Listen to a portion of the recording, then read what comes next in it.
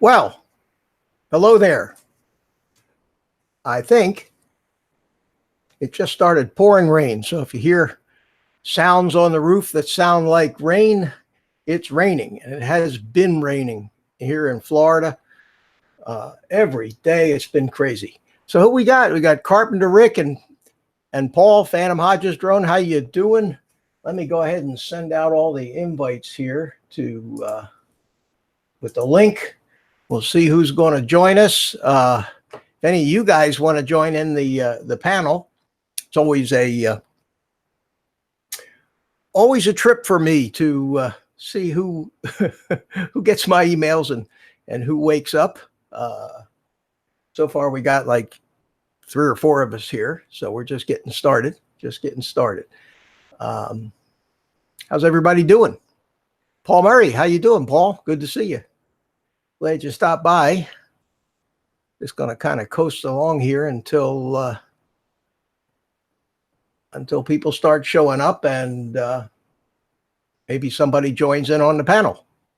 So, Paul, I emailed you a link. You're welcome to join in if you'd like. And Thomas, how you doing? Good to see you. Thanks for coming. So here I am, and I've been spending most of my time building FPV drones these days, and I got to tell you, I think I'm kind of hooked on that hobby.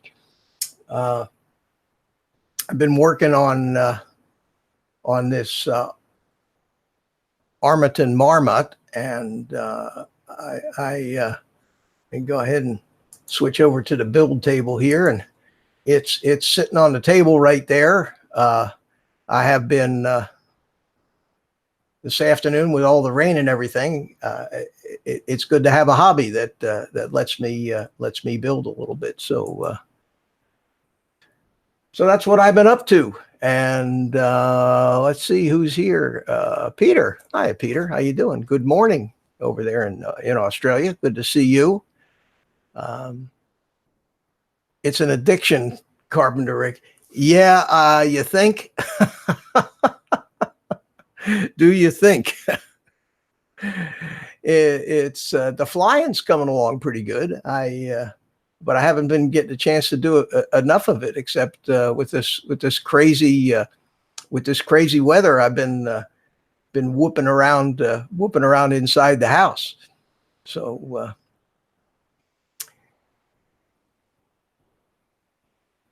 that's about it. Let's see. Let's just coast along here and until somebody shows up. I think I've been on a couple of live streams here the past couple of days, and it seems like the main topic of conversation is the little robot thing that DJI made, and I'm still trying to figure out what that's all about. I really don't think that it's aimed at the audience that makes up most of what we consider our community. I think that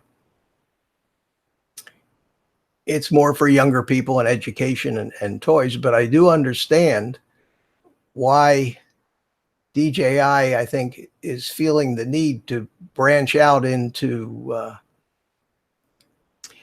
other areas because with these new drone laws, especially up in Canada, I think that the heyday of the consumer camera drone is here. So many of us a couple of years ago when we got started, we thought maybe we could make a little money with this stuff, and maybe I went ahead and got my 107, and so did 10 million other people here in my neighborhood, and everybody has descended on all the realtors, and all that has done is lowered the amount of money that they're willing to pay. People are willing to do this stuff for next to nothing. So I think that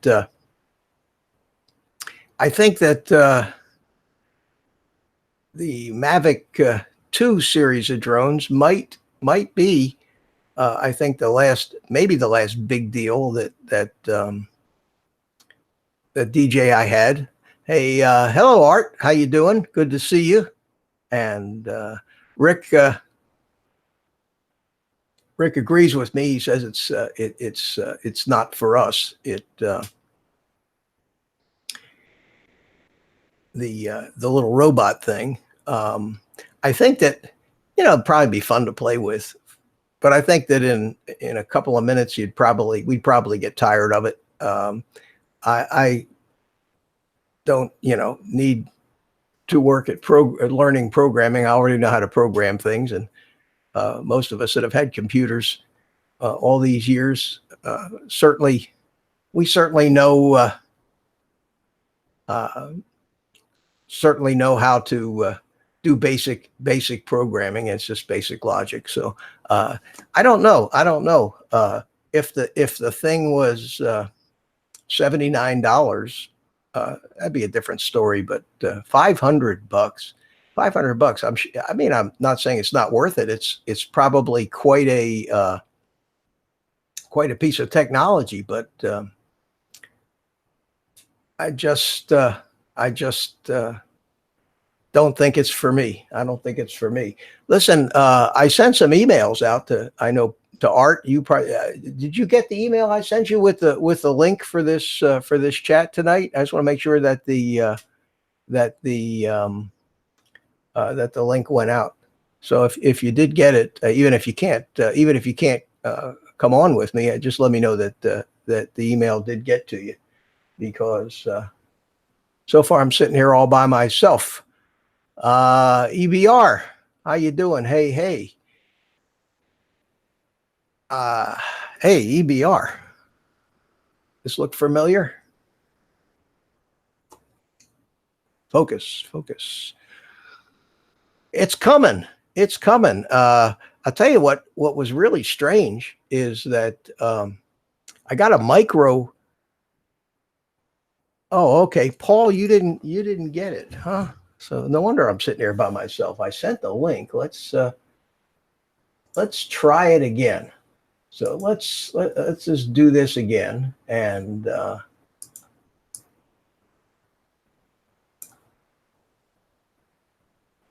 Paul, where's your address in my list here? Mike Roche.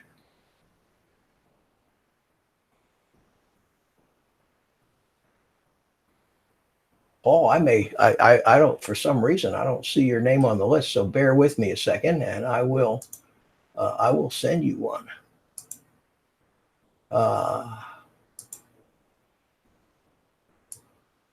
And I will put it in my list. I don't know how you missed the list here.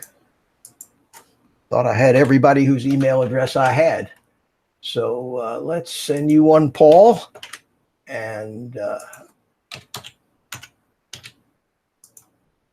let me go ahead and get that link again.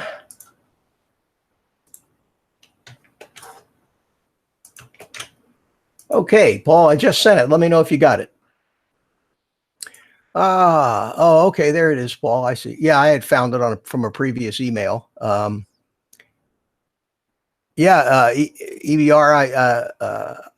I spent some time today working on the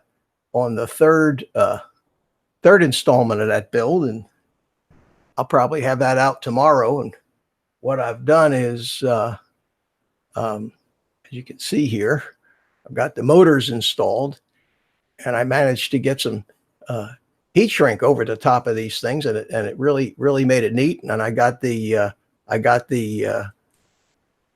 motor wires all soldered up to the ESC, and this is the Kakute F7 stack.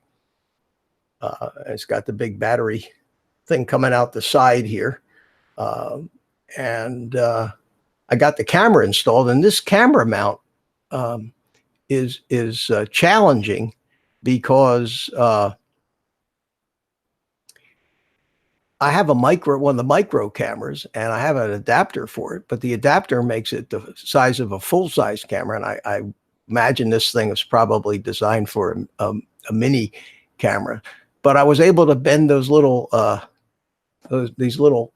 side plate things in a little bit, and I used one little plastic washer between it, and it seems to have the camera mounted pretty solid. But the camera is kind of cool; it just kind of hangs out there in the middle of this titanium cage. And I know you've got one or two of these things, and I think this is a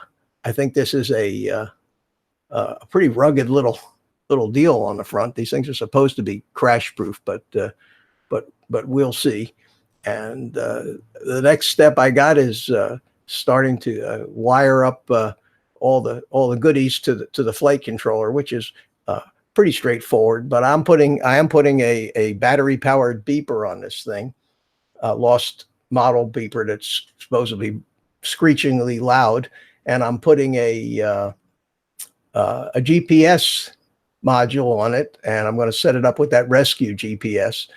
So because I am putting a R9 FrSky receiver in it, which is one of the long range receivers, and I may even back it up with an XM Plus and have redundant receivers in it. So this is kind of, for me, a build to really try to learn all the technology and see how much I can cram into one drone. So so far so good. Paul, did you get that email I sent you?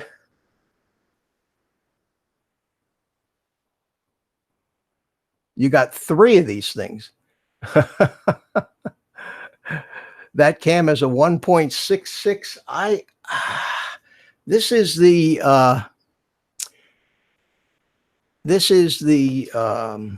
Ratel, Cadex Ratel, and it is,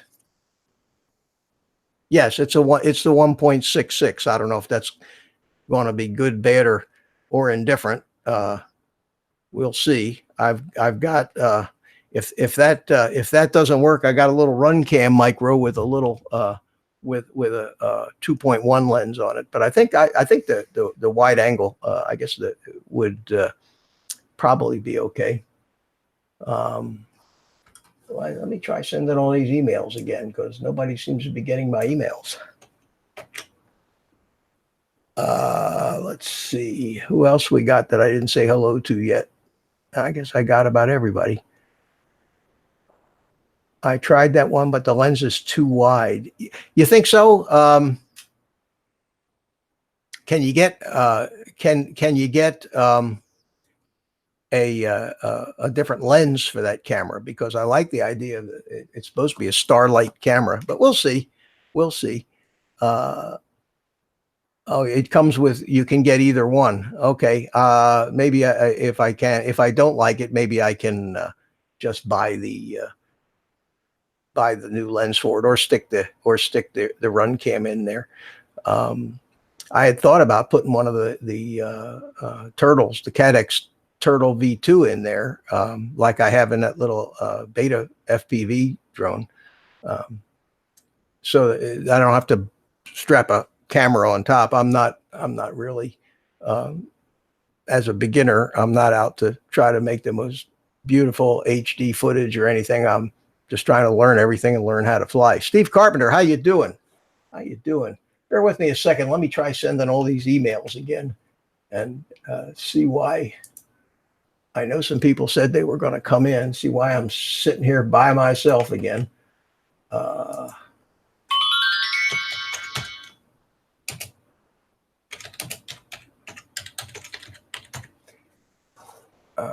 Okay, let's see.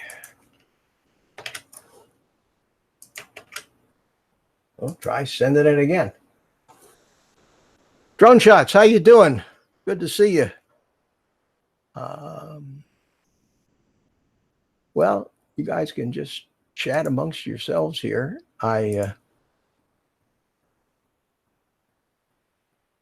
When I do these live streams, I count on having company, somebody to talk to. Oh, here comes somebody. Great. Mitch. Hey, buddy, you're in the car. Man, I just put Google Hangouts on my iPad. Oh, okay. And the screen went dark. Yeah, I had your picture for a second. Now all I have is your logo. There it is. There you go. Yeah, I had a minute, man. I thought I'd stop in and say hello, buddy. Yeah, good. I'm glad somebody stopped in, and I was beginning to wonder if anybody actually got my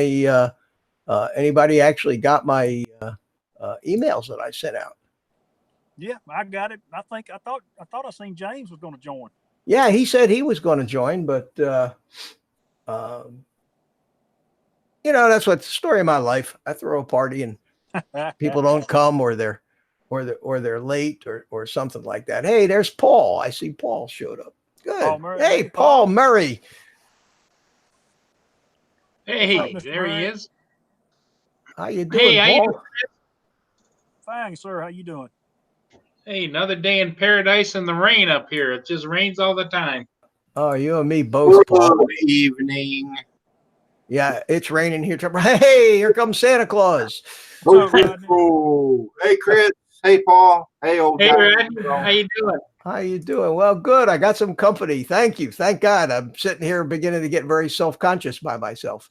Yeah, it was just you and the monkey for a long time. Yeah, I know, and that seems to be the way that most of these live streams start out, and then people chime in, and we got a little panel, and that sure makes it a lot better. Oh yeah. Time goes faster when you're sharing it with people. Oh God, yeah, it really does. I don't know if this 6:00 p.m. thing is all that great. I know it usually picks up a little bit as we get to 7:00, but I think that Oz by Drone has got a stream tonight. Somebody else comes on at 7, and I know that Ken Herron comes on at 8, and that's why I planned this thing at 6, so we could at least get a couple hours in before Ken's show. And at 10:00, Russell at the Ward House goes on too. I haven't seen that one. You can't. That's Russell. He and his wife are doing a channel now together. Russell is droning about Northwest. Oh, okay. That's yeah. And he's got one with his wife. He's taking after Andrew, huh? Yeah, he and his wife Ashley, and she's a doll, and he's a wild man. So yeah, he's a really, really nice guy. I've seen a couple of his streams, and I've caught him on the hub a couple of times. But I really enjoy it. So did you get your robot yet, Paul? No, I think it's very interesting. If I had grandkids or children or whatever, I'd probably be right on board with that. But Mia, she has a hard time with her paws running those sticks and stuff. So It's kind of hard for dogs sometimes Yeah, like that. yeah, yeah. And besides that, she'd be out there in the bushes with it, shooting squirrels or whatever. She. Well, Isn't thinking that of, what it's for? What's that? Isn't that what it's for? Shooting Yeah. Make squirrel dumplings. thinking of fun you could have, Paul, if you told it to follow your dog around and shoot at it. Yeah, if it were a little bigger and heavier, I can imagine some of the senior citizens getting those just to take their dog for a walk. Oh yeah, I'm surprised that for $500 it doesn't have arms that fold out with propellers on them. So Well, it did can take off. you see the hopper? No, I didn't. Oh, that's probably the next generation. If you go and Google DJI Hopper, HOPPER, Yeah. they have one that's just absolutely scary. Is it a toy? I don't think so. It's because you put a regular DSLR camera on it. Let me see if I can find it, and if I can, I'll put the link up. Hey, Paul, Drone Bum is here. How you doing, my friend? Of course, he says he can't stay long. Well, be that way. I'm probably not going to be staying long either, but Well, that's I okay. wanted to catch you. You keep sending me invites, and I keep missing them. So Yeah, well, I understand. That's And why. above Hey, there's Jim. Hey, Jim. Hey, Jim. Hey guys, How you doing, Jim? well, we got everybody tonight, huh? We got a Paul, big crowd. Chris, Brent, Yeah. Rodney. I was hoping maybe Spike would show up. He might still be sleeping over It's there. just kind of shows you that us guys don't have nothing to do around dinner time. Yeah, well, that's the way it seems to be. I got caught trying to add another microphone, Mitch. I mean, another mouse. I have a laptop, and it's got that pad mouse, and I wanted to use my regular mouse on it. It lights up and all that, but it's not taking control. Oh, so it's not working now? Yeah, no. Oh, well, you have any mouse working? Or Yeah, I have okay. the touchpad mouse. Oh, well, at least you can work it. Hey, that was a pretty snazzy OBS setup you had there last night. And I didn't even know you were doing a live stream. I just clicked on YouTube to see what was going on, and there you were. I don't know. I didn't get any kind of notification, I don't think, or anything. But I didn't get a notification on this live stream except for your email. I don't. Do you have my bell rung? Yeah, of course. I don't know. YouTube is. Did you guys get a notification? I got one. On one device, not both of them. It's kind of hit and miss. It's kind of hit and miss. One thing I noticed, I usually got notified every morning when Mike was flying. Either he hasn't been flying lately, but he seems to be doing these depression things. Yeah, I saw that. I don't know. I kind of steer. I know it's Mike, but I steer away from most things that have the word depression title. I can have plenty of that on my own. I guess that's what he's trying to say. Depression can't hit a moving target. Anyway, that's I don't want to use bad words, but that RoboMaster S1, I guess those Robo and Battle Bots is big over in China. You know, where they put the lawnmower blade on the front and they crunch each other and the last man standing wins. I'm sure. They used to have a while ago, didn't they? Had the Battle Bots on TV where and that was long before drones and everything, and it was fascinating to watch these things just go out there and chew each other up. But I think this is this is more like bumper cars with the DJI thing. I don't think you're going to destroy anything. You're just going to run into it. No, it's coming out, but without the controller There's that link. for the hopper. There's that link for you guys. Oh, okay. For the Yeah. hopper, huh? Huh. It's only like a 28-second or 30-second, but it's unbelievable. Huh. DJI sneaking a few things out there, like that their studio, where they're trying to compete with the MX2. They've got you can't buy it, but they've got the UAV, the van, and the camera all comes with it. It's made for Hollywood. The one that you rent and rent the crew with it. Exactly, yeah, that one.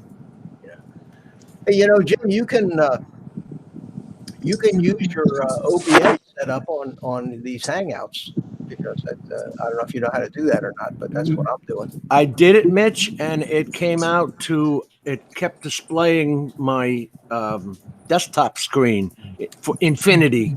Really? Yeah. Basically, there's a virtual camera plug-in in Right. OBS, and it should output whatever the active window is. So if you had the active window set to one of your screens, then it would keep repeating that. But if you put it on yourself on your camera, it should work. Anyway, it's just something. It's just something else to go wrong. You know what I mean? Right. Oh, I did pick up a microphone. I picked up the Yeti microphone. Are you using that now? I'm using it now in amongst the rain and the fan going on. I don't know how I sound though. Oh, you sound great. Yeah, I have the same thing up. Of course, the same thing up here. We had some hellacious storms this afternoon. Yeah. Got to go out flying at the crack of dawn, I guess, and wear hip waders. I mean, we're aware of it every day in the summer between 3 and 5. You're going to get those rains around here. It's supposed to lighten up a little bit for the weekend. I'm hoping maybe to get out to the field. I got a bunch of stuff that some airplanes and a new drone I want to fly. I built this. Where is it? Here it is. Because of the rain, I've had nothing to do, and I had ordered this Tyro 79, little teeny thing. Let me lock it on me. It took me a couple hours to build it, but it's ready. I flew it outside, line of sight, and it's a zippy little thing. Is that going to react like your R85? Yeah, they all feel, you know, pretty much the same, and you can tune them in Betaflight and adjust the rates and PIDs and things to make them feel like you want them to. So they all feel kind of the same. But this is kind of nice. It's $79.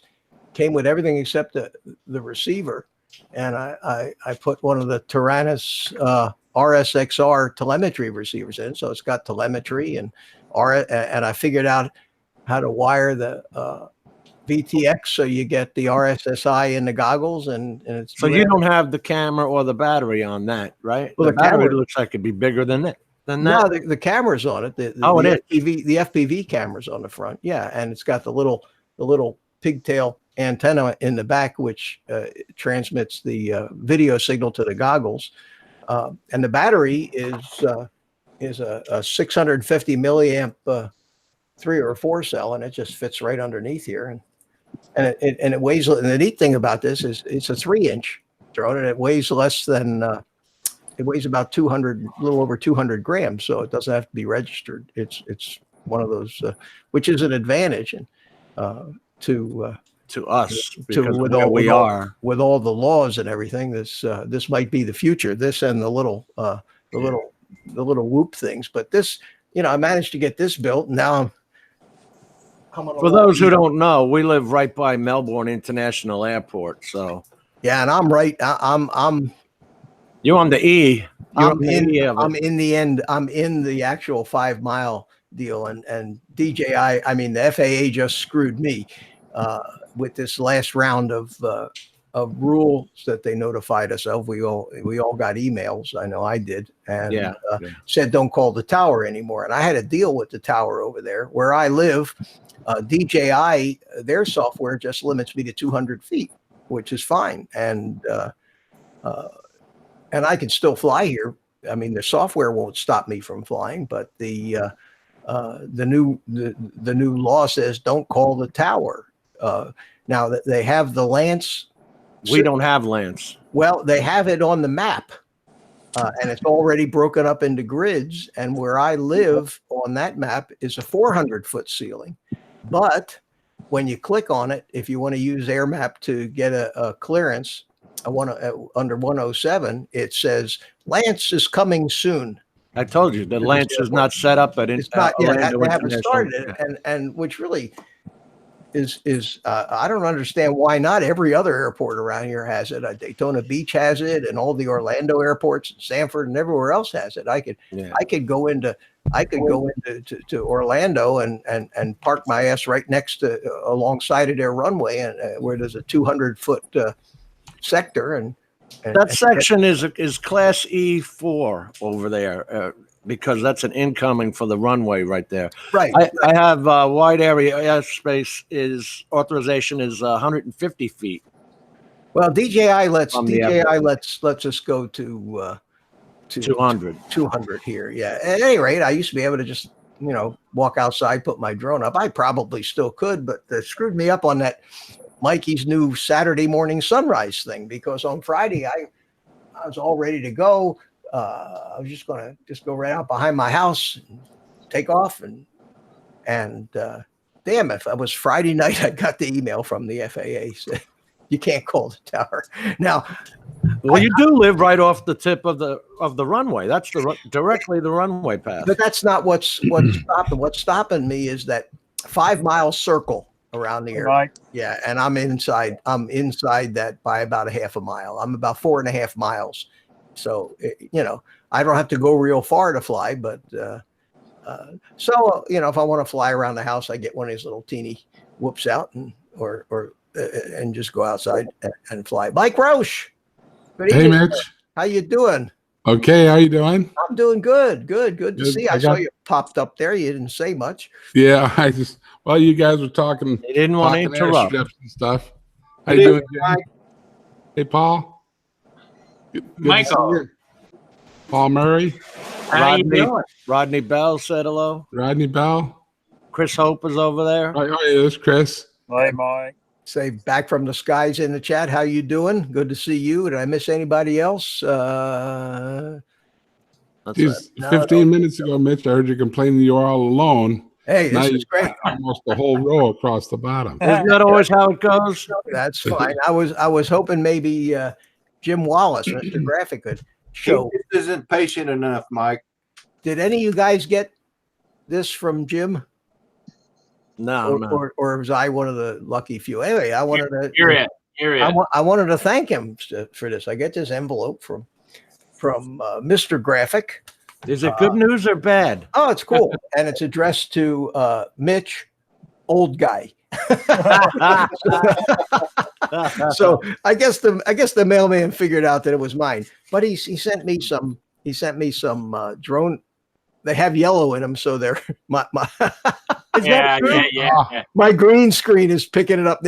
How cool is that? Now that's cool. Yeah. Yeah, it's kind of a greenish yellow, but these are like drone pilot bumper Right. stickers. And then he sent me a couple of these round ones that are really cool. Yeah.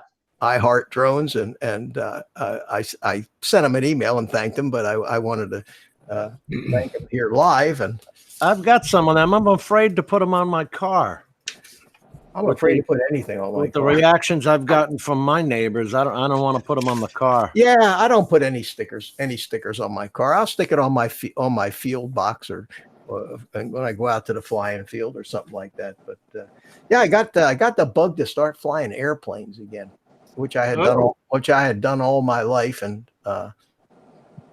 so I went out there, and actually I hadn't flown an RC airplane in It's been a while. in 10 years, probably since 2011, 8 years.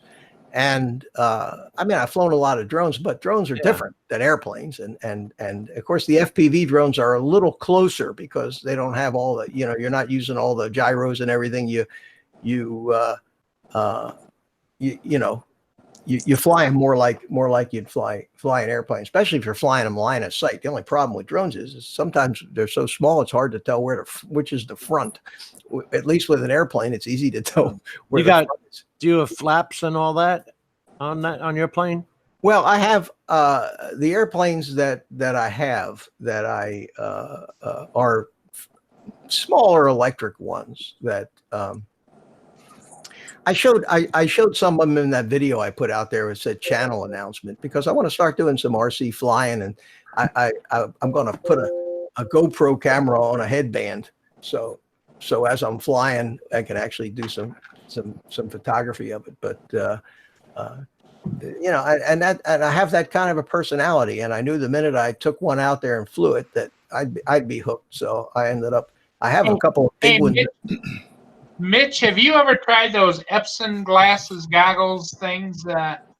You know, where they put the heads-up display. Yeah, I haven't. I'd like to, but they're very expensive. They are. Yeah, they're very, very expensive, and I just wonder how good they are. The Montero 350s, I think they're called. I the know 300, the Moverio 300. Yeah. Yeah, they look cool. I've never seen them, and I've never seen anybody actually using them. And for FPV, I don't think that they're going to be as immersive. No, I think they're just a heads-up display. Right, because you see through them. Yeah. I don't know. For FPV, they would be useless, I think, because the beauty of the FPV is you want to have the feeling of being in the thing. Yeah, I agree with you. And it's more for video photography. Yeah, that's what I was. I was looking at for video photography. If you're in close quarters somewhere and you could see through, and then keep an eye on your drone or your surroundings or whatever by looking around. Now, Paul, I'm correct, or Chris, I'm correct that's what all you're seeing is the heads-up display, right? You see your display like you're looking at your iPad. Edge control, yeah. Yes. So you see the view too, right? Yeah. And it's immersive to a point where it took me about 5 minutes to kind of get used to it. Did you try them? Do you have a pair of those? You flew them? Kelly had some at Spin Up last year. Ah, Right. okay. They let everybody play with them. And it's really neat. And you could adjust the brightness and the darkness Right. by touching. I think he touched the temple. frames. Yeah, frame. Anyway, I really liked them, and he gave them away, and I was hoping I'd win them, but I wouldn't go buy none. No, you wouldn't? No, I wouldn't. They're very expensive. $600-800, aren't Oh, they? are you kidding me? Yeah, they cost. Well, the only thing I was thinking, Mitch, is I've got the Crystal Sky Ultra. That's $1,000. Okay. Yeah. So if I had the Maverios, would they do the same thing in bright sunlight? I didn't know. My question. I have no idea. Chris has seen them. I haven't tried them. No, They I look haven't like- seen them. Mitch, I'm going to say this out loud. They look like old man glasses.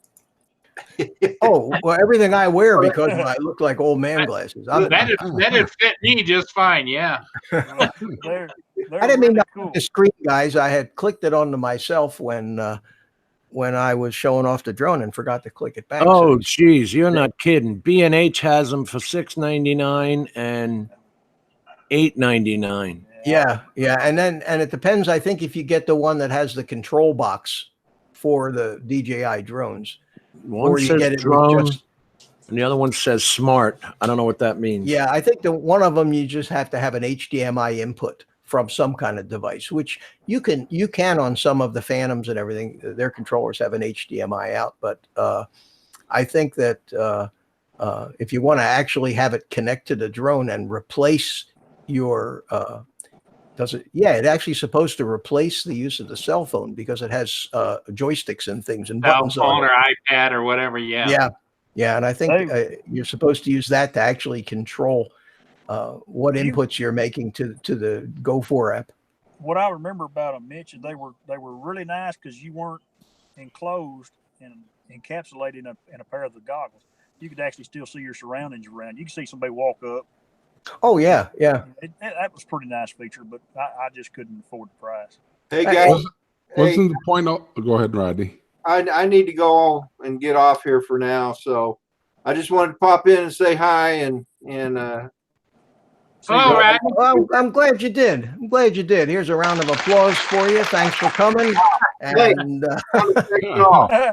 Good to see you, Rodney. Good, Yeah, Rodney. nice seeing you all again. You all See you later, Rodney. You looking Take good, care, Rodney. buddy. out here in the chat. So, Chris, with the Bavaria there, could you also see your drone line of sight and everything, while at the same time that you were flying with those? You could. And that was kind of the whole idea, right? You could Yes. see the display and your drone at the same time. I think that was what I heard was a big selling point. They Yeah, look like you're just seeing a little picture of the drone view in the middle of the glasses. The rest of the glasses are open. yeah, it's like a heads up display, I think. Like a fighter pilot, jet pilot would see on his display, his heads-up Mhm. display. You would see everything. Yes, sir. Yeah. That is Not right. they're not for me. Paul Phantom Hodges drone said he's got the DJI goggles. I bought a pair of those things, and I think I've used them 4 times. Yeah.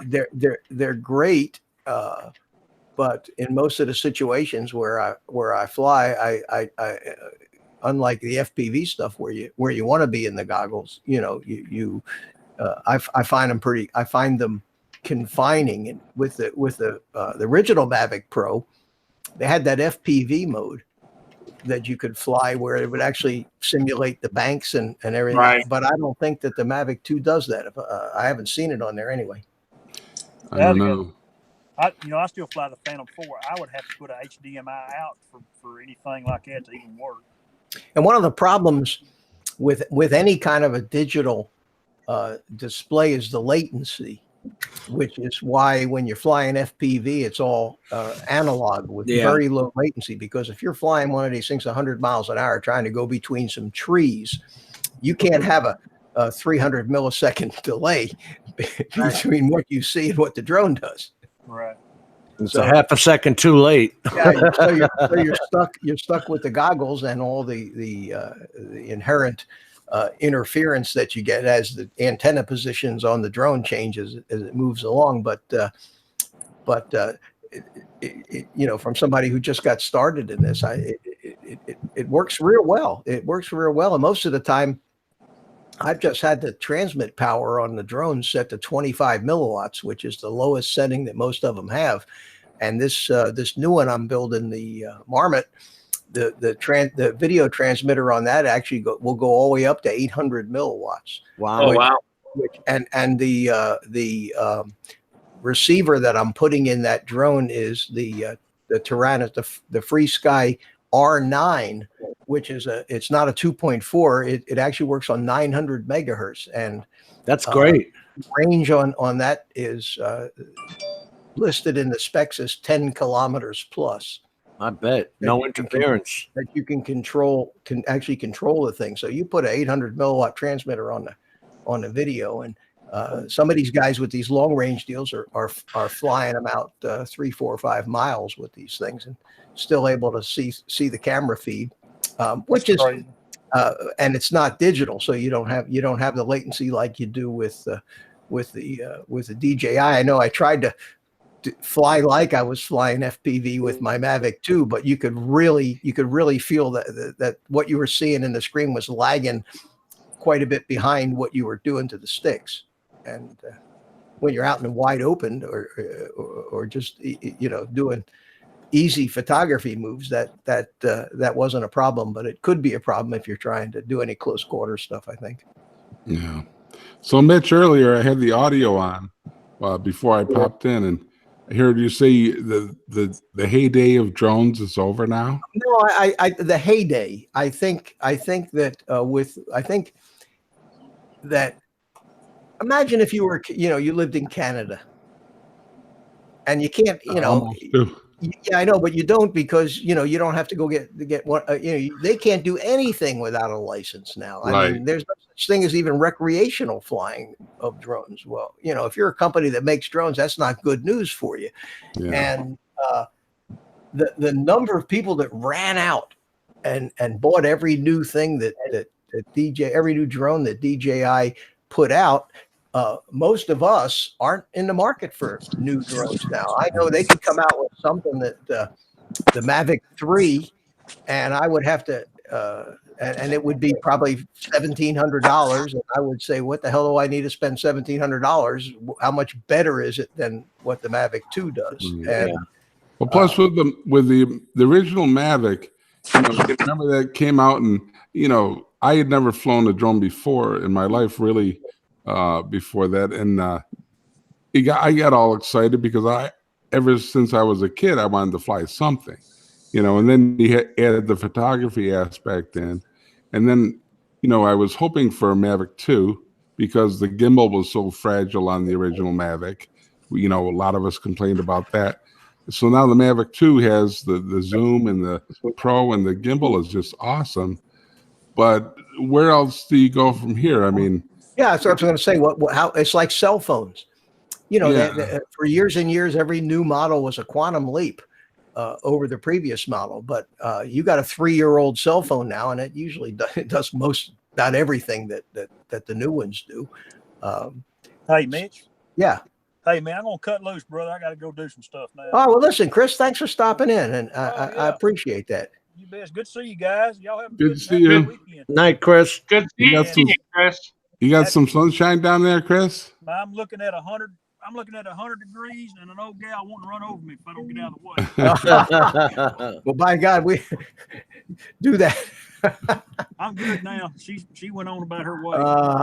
Back from the sky is he says they're making room for commercial deliveries, and that's coming big time. Yeah, and that the losers in that are going to be the hobbyists.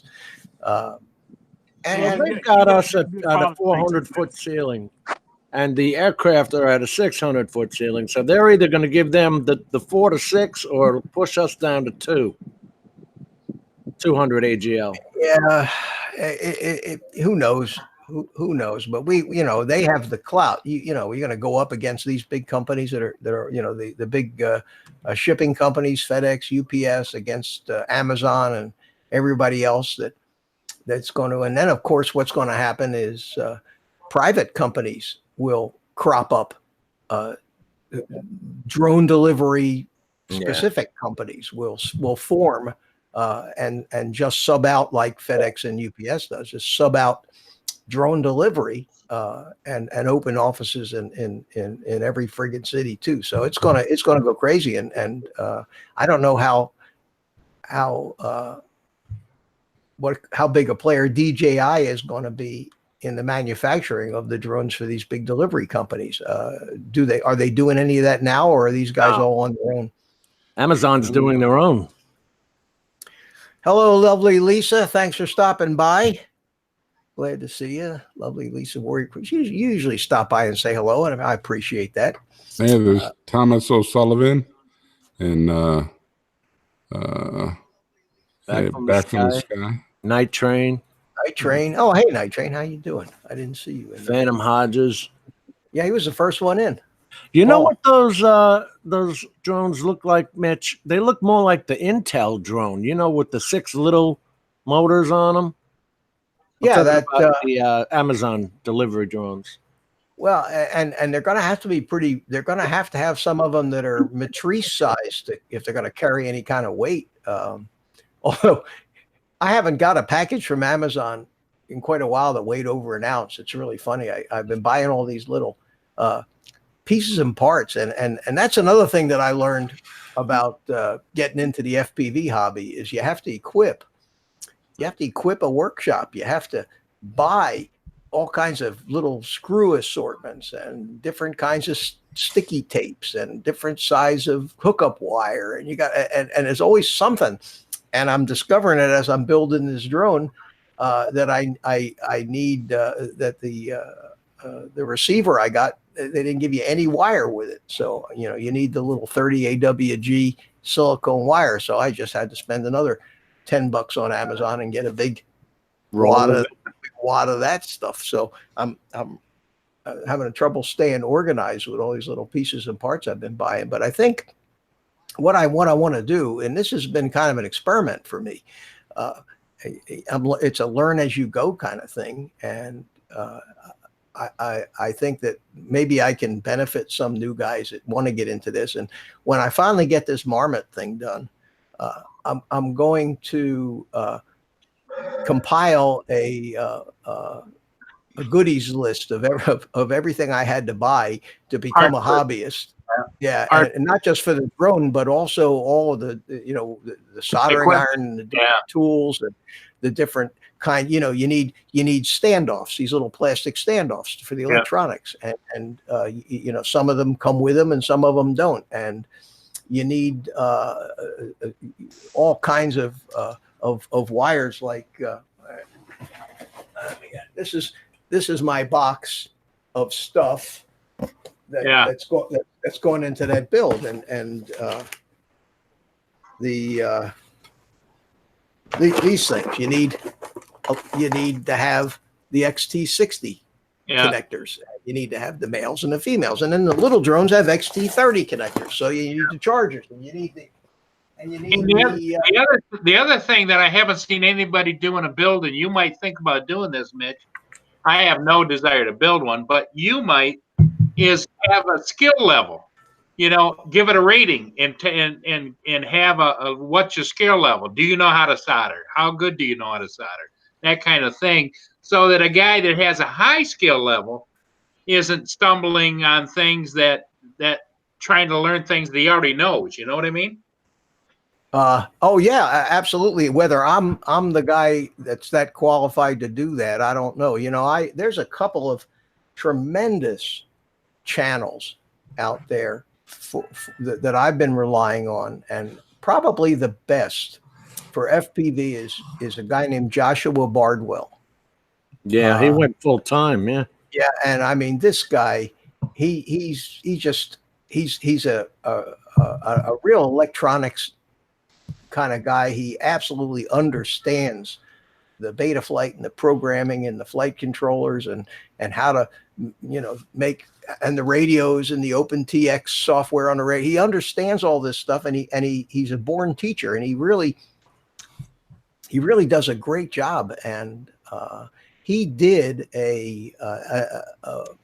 what he called his ultimate custom build, and I used that video kind of as a guideline for this particular drone that I'm using, and the flight controller, this Holybro Kakute F7. Evidently, he was instrumental in helping them write the instruction manual for it. And the PDF's like 19-20 pages, and it's the most well done set of instructions for most of these things, because half of them are just bad English translations from Chinese. They leave a tremendous amount to your imagination. So thank God for his videos. I'll tell you, they've been very, very helpful. So there's no shortage of people reviewing drones or doing builds, and some of these guys really put a lot of time in their build videos, and I don't really have the desire to do it on that level. So my build videos are a little sloppier, I guess, but I'm having fun, and if somebody enjoys watching it, that's all that matters, is you're entertaining yourself and others at the same time. Just to go back to something that somebody was talking about, the commercial drones coming out. You do know that Hadley, Justin Hadley of famous Hadley's famous FPV. Yeah. Mhm. He's had 4 interviews with Amazon to join their flight team. No kidding. And he's up the ladder pretty good.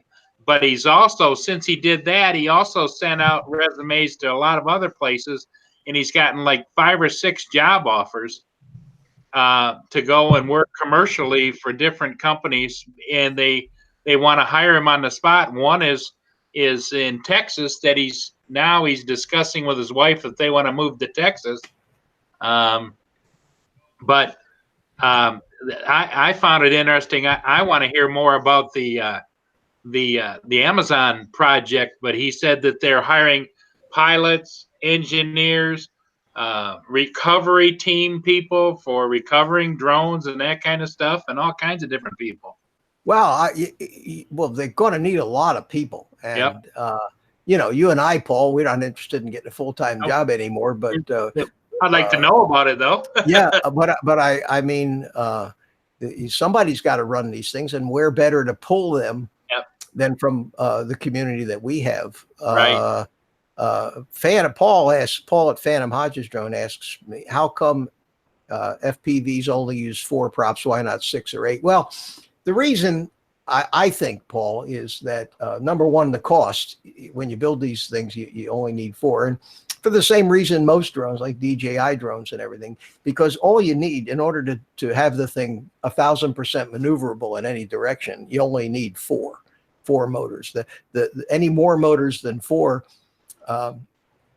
just give you a little redundancy if one of them should fail. And I think we're going to see that in these delivery drones. There'll probably be hexacopters with 6 motors, because you can lose a motor with a hexacopter, I think, or even 2 motors. Yeah, you can. Thing will still fly.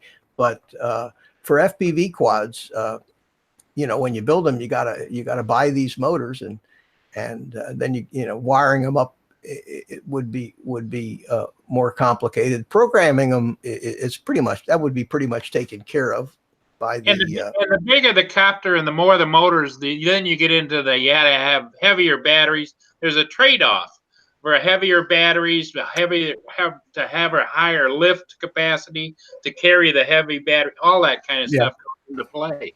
Exactly. there's It's the some weight guys you're actually- talking about. There's What some you're concerned about. there's some guys that are building quads with three motors, and they fly too. But no, the 4 motor quad deal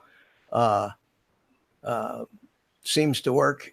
Back from the skies is probably easier to make sharp and sudden turns with less props. You know, it's hard to say. I think that as far as maneuverability goes, I don't think one would really maneuver any better than the other. But with four props on these things, they're incredibly maneuverable. You can do anything, a lot more maneuverable than an airplane. You get more props and they get less agile. Look at the M600. That can't make the same maneuvers, let's say, an Inspire 2 could. Yep. Even the Typhoon or the H2520. I'm not that much of an engineer. Hey, Anthony Benson's here. Michael Bainey, how you doing, guys? Just noticed that you popped in. Thanks for coming by. James, did you used to fly an M600L? No, I've only got the Matrice. Okay, I had the M600L, and I loved the thing. Except what I didn't love is I had to buy a gimbal from here and a controller from there and all that other stuff. But I'll tell you what was fun about that big Align M690L was when you took off and you banked it, you thought you were flying a 747 because it actually banked like this when it made a turn. You know, that it's funny you mentioned Align, because I have some of their helicopters, and I have a 600 size and a 250 Align helicopter, and they were the Cadillac of RC helicopter. They still are.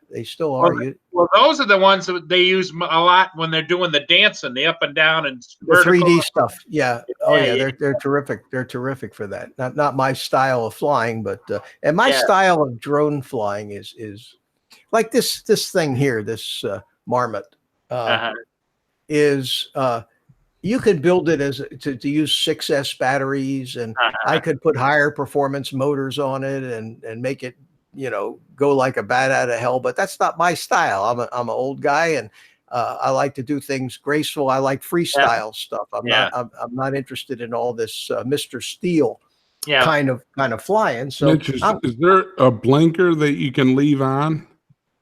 So when you change lanes, you can leave your blinker on. Yeah, I'll put one on there. I'll put an LED on there and have it just blink all the time. That was good, Mike. Yeah, that was terrific. Time.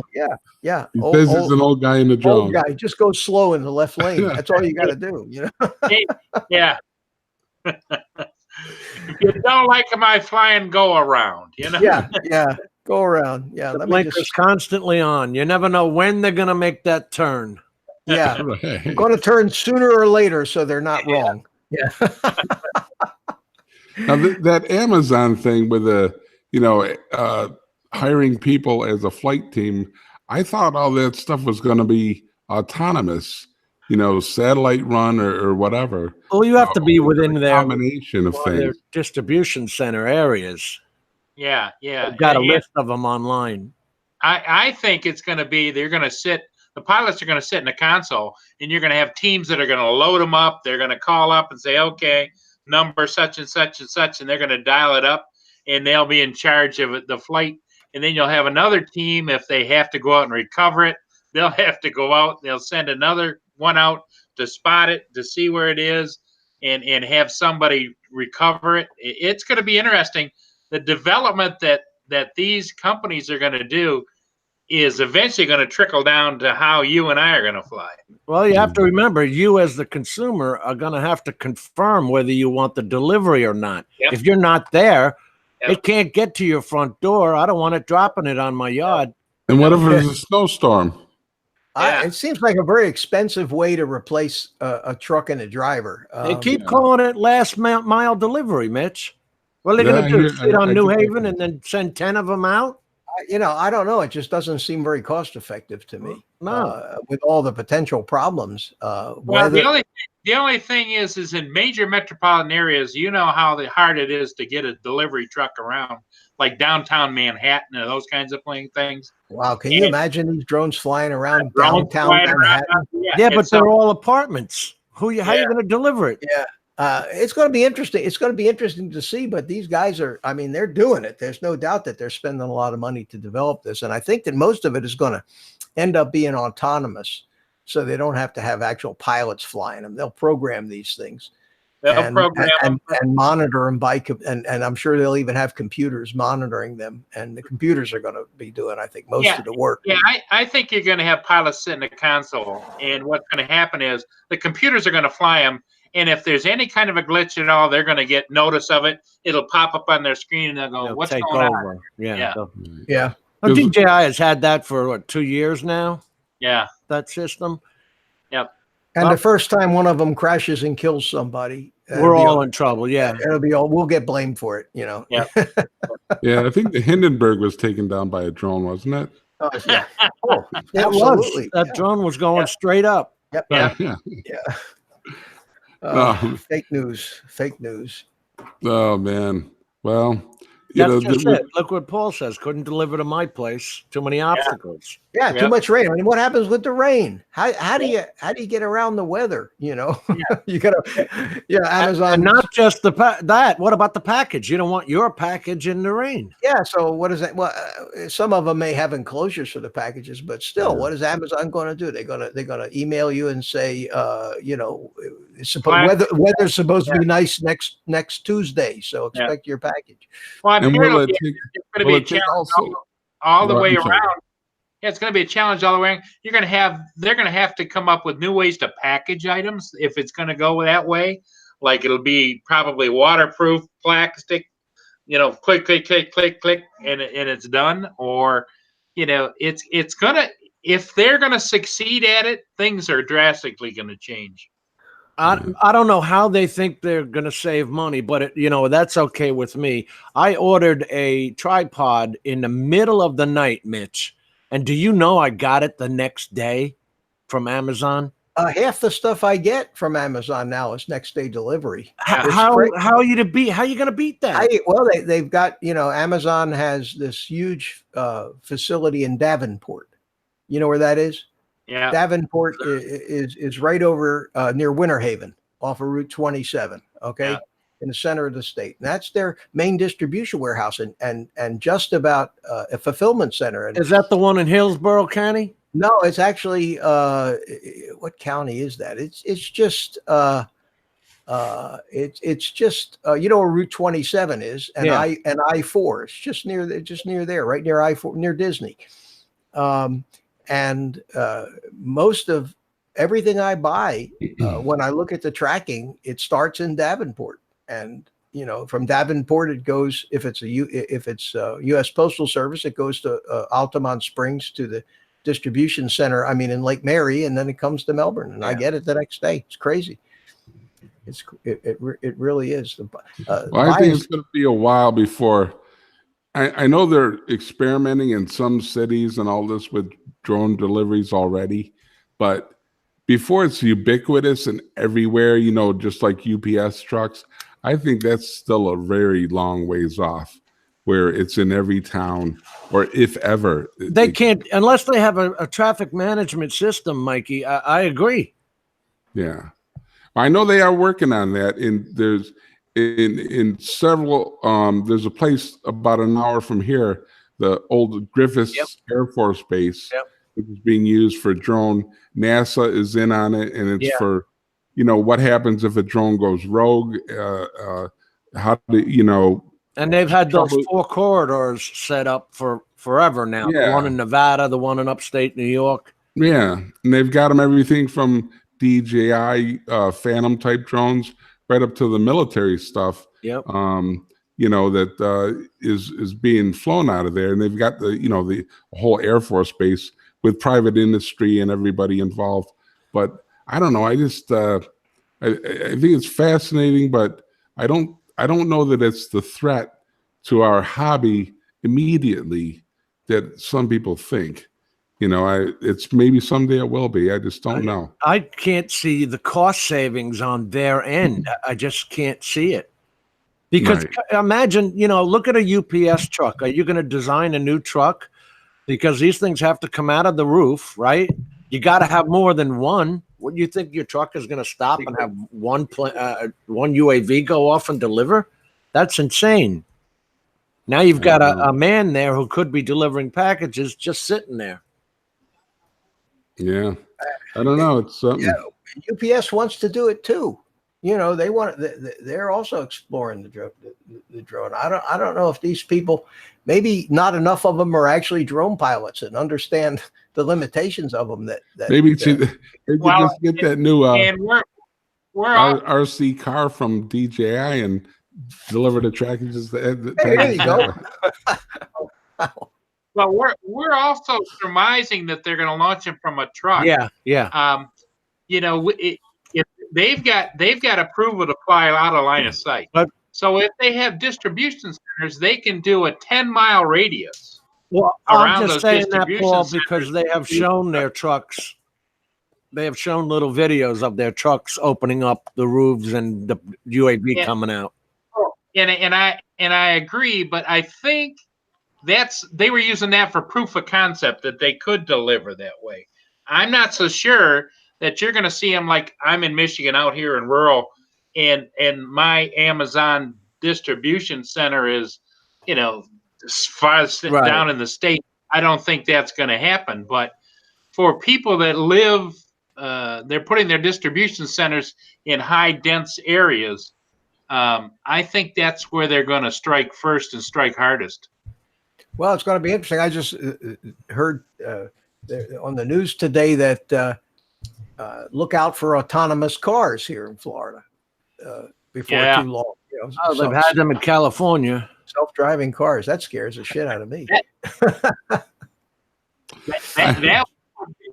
would be a good one to sneak up on, Mitch, and slap a bumper sticker on. And you thought old people were bad. Yeah, I mean, these things are going to have to be extra cautious, aren't they? And stick to the speed limit. And oh man, I don't know. Tesla's doing it, but they're having their share of accidents, and I don't know if that's the fault of the drivers. Mitch. Yeah, that one you're talking about is in Polk County. It's in Lakeland, and the other one is in Hillsborough County in the town of Ruskin. Okay, but there's one in Davenport. Davenport is where most of the stuff I get comes from. So let me show you guys. I don't.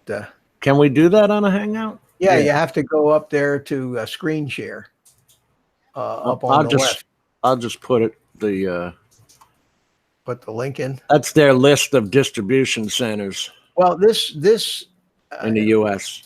Maybe it's not considered a distribution. Maybe it's a hub. I don't know, but it always seems that it ends up in Davenport, or starts out in Davenport, and ends up here the next day. I ordered some stuff today. It won't get here.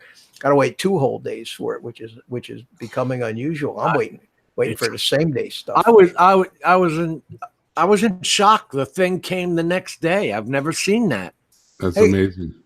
I think I told you guys that my goggles, the DVR button to start the recording just crapped out. It wouldn't work. And they're Vipers, and the company's in China. And I emailed, you can't call me, but I emailed the support, and they got right back to me within a few hours and asked me to send them a video.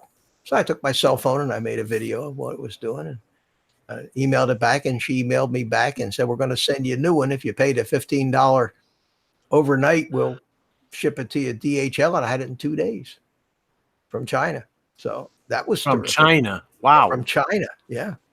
The DHL Express, 2 days. I mean, Oh, that's the only one that you can use is DHL. yeah, if you want to get it fast. And then this little Tyro 79 thing.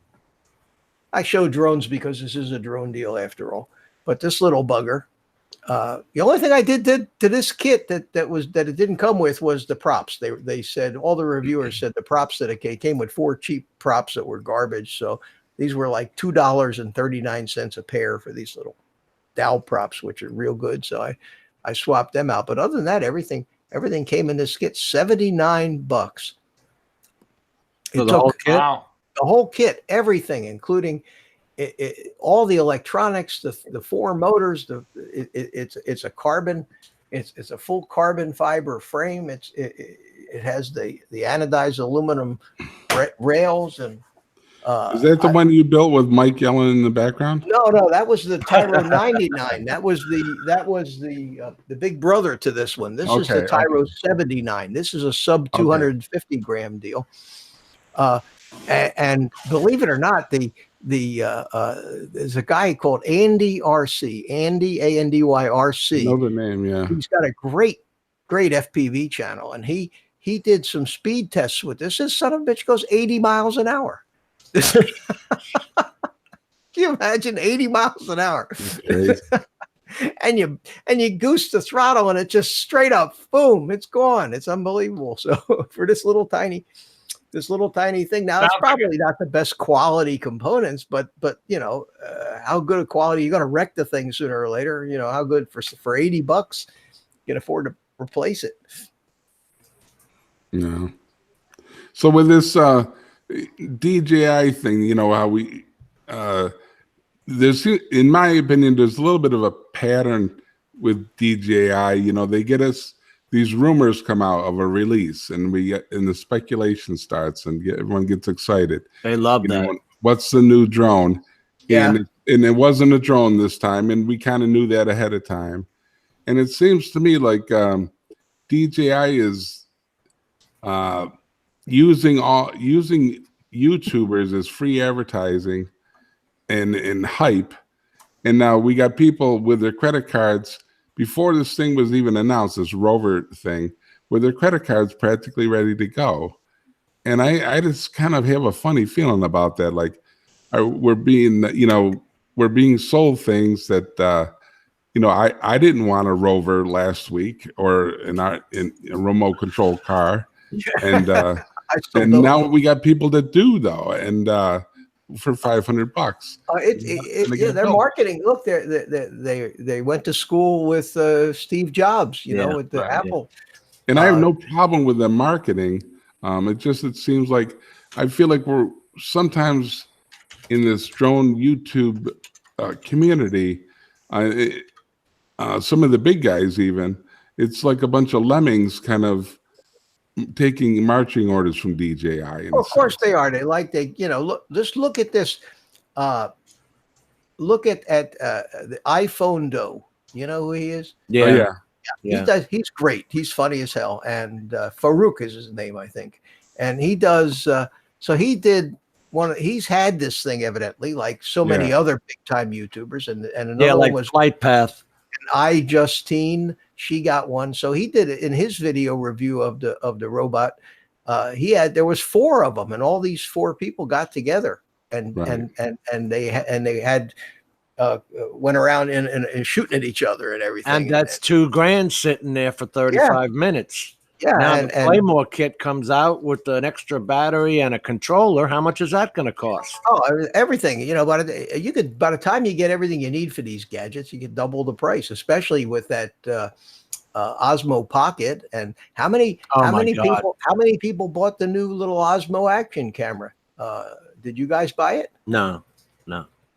Paul, do you have one of those yet? No, I didn't buy one simply because I'm not doing stuff of me or any of that kind of thing. I'm doing strictly aerial. Yeah. Yeah. I have a GoPro that I use once in a while. I think it's a cool action camera. But is and it all really? that, but I is it don't worth- scuba dive. Is it you worth? know? I've got a GoPro Hero 7 Black that I use all the time in making my Yeah. videos. Is there any Gentlemen, reason? I have an original GoPro, Wow. and Wow. it works just fine. Well, look, the Hero 7 is a terrific camera. I use it for so many things. And now I'm going to start, when I do the RC airplanes, I'm going to put it on a headband, like a lot of these guys do. So it's looking at what you're looking at. And but I don't see any reason whatsoever. That was a $400 camera to go out and buy another one. Other than maybe the front screen, Don't need it. what's it got? You don't need the front screen. You don't need it. The GoPro, you can tell just by looking at the camera whether you're framed or not, by pointing it at yourself. And it's generally a wider angle anyway. I've never had a framing problem with that thing. And I to spend another $350 plus all the accessories that you're going to need for it. But they're selling a ton of them, evidently. They did that with Well, that it is pocket. good to see competition for GoPro. That can be good. I'm sure But, GoPro wasn't thinking, wasn't happy about that. right. Yeah. But yeah, I don't know. It seems like a pretty good action cam. That Rocksteady, I am impressed by that Rocksteady feature on that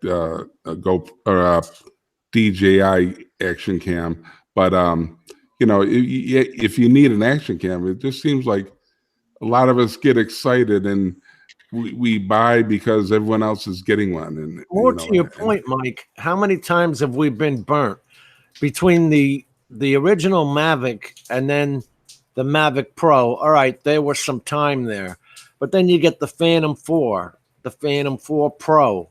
Then Right. they put the Phantom 4 RTK. Okay, there was enough, about a year before the RTK one came out. Even their Matrice line, it only took them a year to come out with a Matrice version 2. I mean, Right. Well, they want to sell you something. They got to keep selling you things. They can't just sell you something once and be done with you. look, they got you on the batteries. That's the killer right there. That's what's nice about the FPVs is you can buy batteries anywhere. Yeah, for them. exactly. They're not intelligent batteries. How you doing, Brent? Brent Nunley's in the house. Hey, Brent. Good to see you. So I'm surprised, Mike. I thought maybe Spike would show up tonight since I was on his live stream last week. But And the killer about that little S1, Mitch, it's got those little gel beads, and my granddaughter has played with those. They're so tiny and slippery that you're going to lose them in a heartbeat. my grandkids have those pellet guns. Yeah.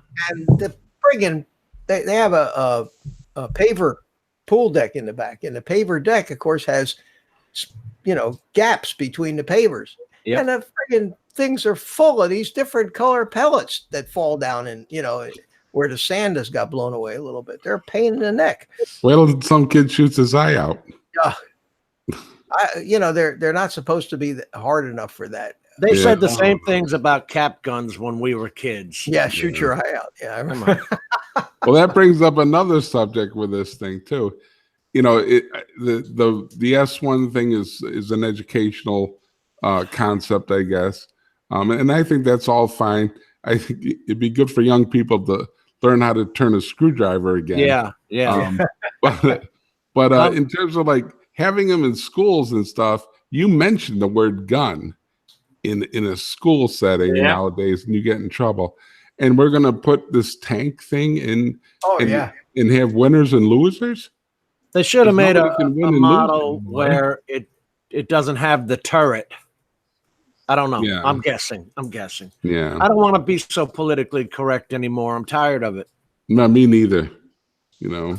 I'm with You know, I was looking up the stats the other day because every damn TV show I watch, I'm sorry if anybody's gay, but it's got gay people on every channel. They're 4% of a 327 million population. How did I get so wrapped up in being politically correct? I agree. And you know, the best thing to do is to teach safety. Show me how to use it. Teach me the Right. safety of Well, the it's thing. the same thing with the I was thinking about the same thing today. Is they every government, everything they do is they're trying to protect us from being responsible. Oh, They one wanna more have- they thing. wanna Can have if I can everything just covered. squeeze this in? This thing is not available for purchase in Washington, D.C. and North Dakota. Really? Why? It just says due to local laws. So maybe you got something there, Mike. I don't know. Sorry, Mitch. With it. But I mean, kids can't even draw a gun out of a piece of paper. I heard of some kid getting in trouble for that in school. Wasn't there something like that? I don't know. You know, like weird things. I don't know. It just, you know, it just seems like an odd device to me. It's cool, but what? They wanted to go online with the battle bots and that kind of let there be some kind of battle Yeah.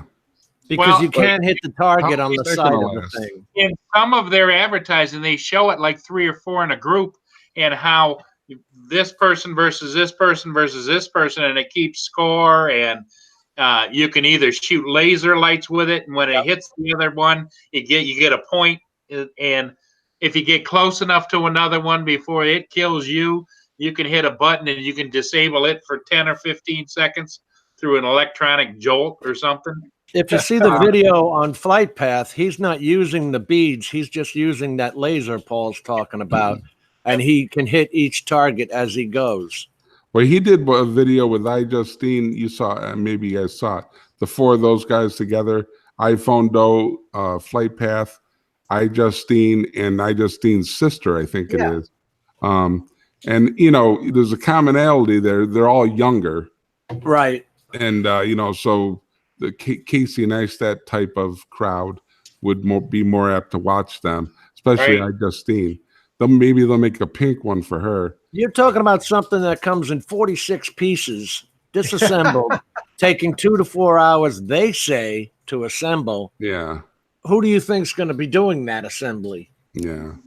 I think it would be great for kids to build stuff. I mean, I'm all for that. I'm with you on that. Yeah. If I had grandkids, or if I had small children, or whatever, you know, it would be a good teaching, learning, and an adult child situation. But And Yeah. us little people.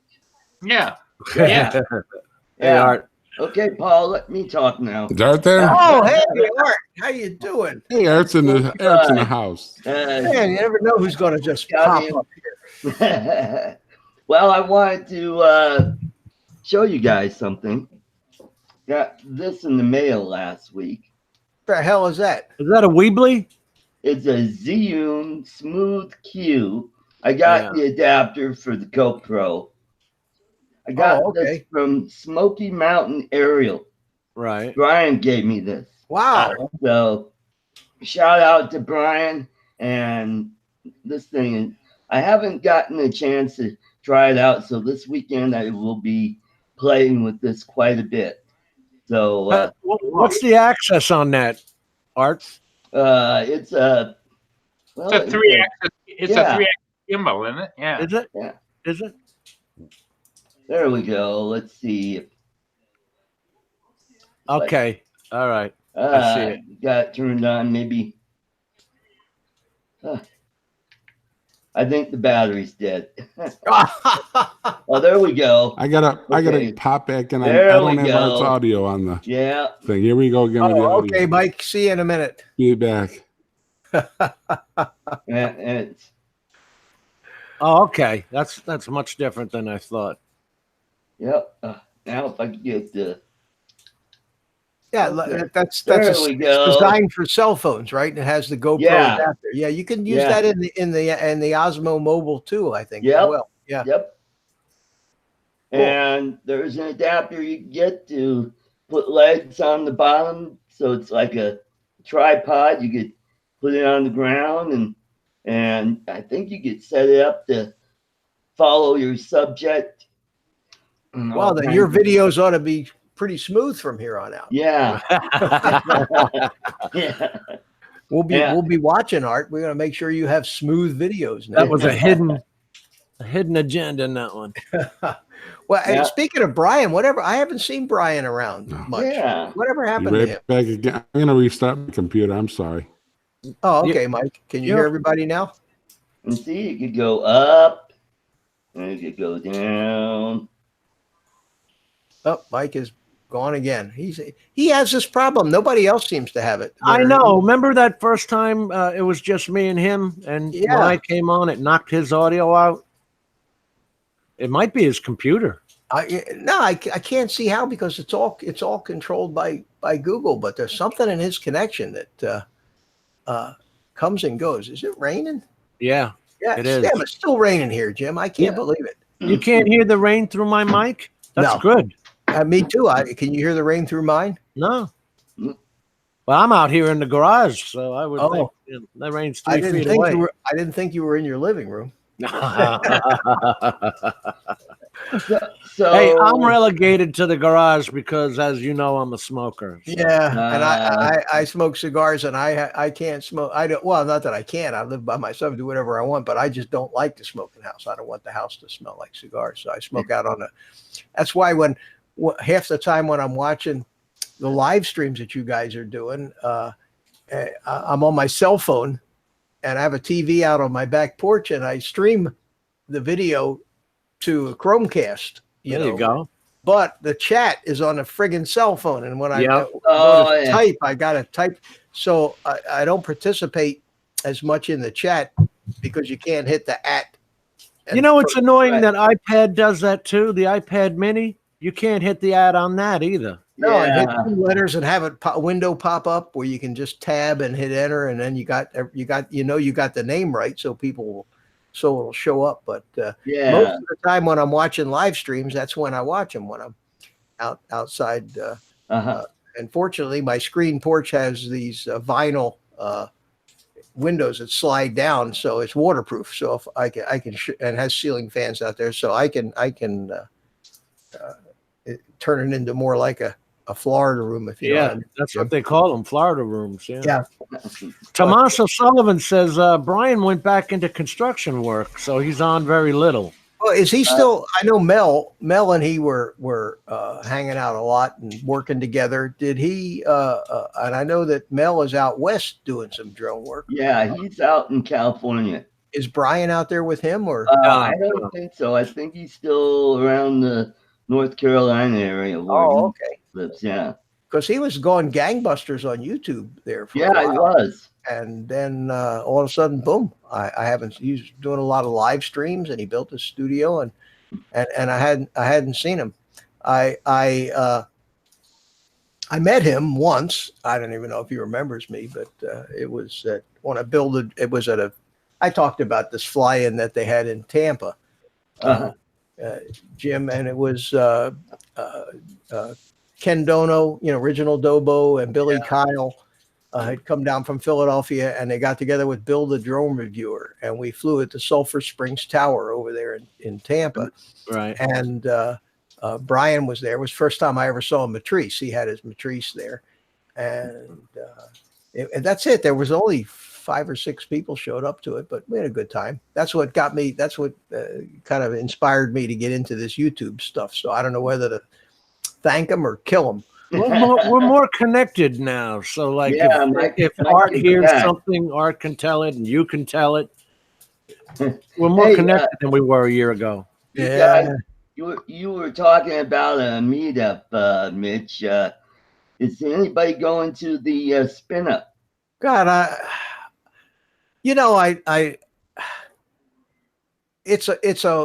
for me, it's a lot of, even if the easiest way for me would be to drive. It's 1,000 miles from here. Right. Yeah, to there. I have to drive it with my batteries. Yeah. And because to fly there, to go through all that grief of Right. going to the airport and oops, what did I do here? I'm trying to say hello to Diana. Let me just say hello to Diana. Hello, Diana. Thanks for stopping in. But for me to go through all that, and the expenses is something to consider too. But Yeah. you got an I- airplane ticket and And you got hotel, hotel yeah. for at least 2 nights. You know, you got to be there the day before, and you're not going Right. to leave the same day. You got to and cab. yeah, or rent Yeah. a car. or rent Now car. the alternative would be if a couple of us here in Florida decided we wanted to go, to jump in the car and share the driving and the There expenses, you go. and gas, and get there, and that would be one way. But it's the thing that is probably going to keep me from going is that it's one day. It's Right. a No, one day. it's the To weekend. go to all, but it's still, but the event is only on one day. Now everybody's going to probably splinter off in little groups and go here and fly and go there and fly and all that. But it's still Right. basically a one day. Well, Mitch, you could organize a cross country with using your motor coach, and you could pick everybody up along the way. Yeah. There you go. And if somebody were to buy me a motor coach, I would do just that. Yep. Yeah. Let me start a big GoFundMe. Let's see the There motor. you go. You know, Yeah. these 60-foot Prevost jobs, you Yep. know, the, Oh Yeah. yeah. with the Yeah. marble sinks and the Yeah. solid gold faucets Count and me marble in. floors and, you know, 2 million, 3 million bucks. Yeah. I could probably raise that from And you guys. the funny thing is, everybody in the panel, we can picture you with one of those, can't we? Yeah. That's a shame I don't have it anymore, but I used to have airplanes that, I had a twin engine Beechcraft Baron. It was a 6-seater and a 1,500 mile range, and a trip to Texas would be nothing in that thing. Right. That'd be great if you were still flying. Yeah, well, it'd be great if I could still afford to fly, but those days, you know my story. Those days came and went. Hey, we know a droner that does have an airplane. Yeah, Claude. Send them down here to pick. Yeah. Send them down. With some of these airplanes, if they're little Cessnas and things, I don't want to fly. I'd rather drive. Claude's got a twin engine. What is it? It looks like the old What, the Beechcraft? Beach Baron or something. Oh, that's what I had. Yeah, I had a Beech Baron 50 BE, and the model was BE 58, and it was a 6-seater. It had the club seating in the back. Yeah, it's a great airplane. Yeah. Landing gear and everything. Yep. And I get it. I get it for the ticket. It's just getting down here. I live here in the Denver area, and and that's like a $200 or $300 plane ticket for me, and the hotel. It's 129 a night for the hotel, 125 for the ticket. So there's 260 for the hotel. But what about the Mitch? How do you know it's just the one day? Well, because it's in the stadium, it's scheduled from One day. 10 o'clock to 6 or something like that. 10 to 6. Right. Like I think, like Mitch said, though, the people who know each other, like Billy Kyle and Dobo, were friends and things like that. They'll all get together in the groups, but then those of us who are just individuals. I mean, I would love to go, and I could afford to go, but in my situation, being paralyzed, getting on a plane is a major hassle. And Art, they smash your wheelchair. There's a lot of things to go wrong flying these days. Yeah, I get you. In my situation, and so if I'm going anywhere, it's the Caribbean in the wintertime or something like that to get warm. But, like I said, well, Mike, if you get a real long life battery for your chair, maybe in about 2 or 3 weeks you could be there.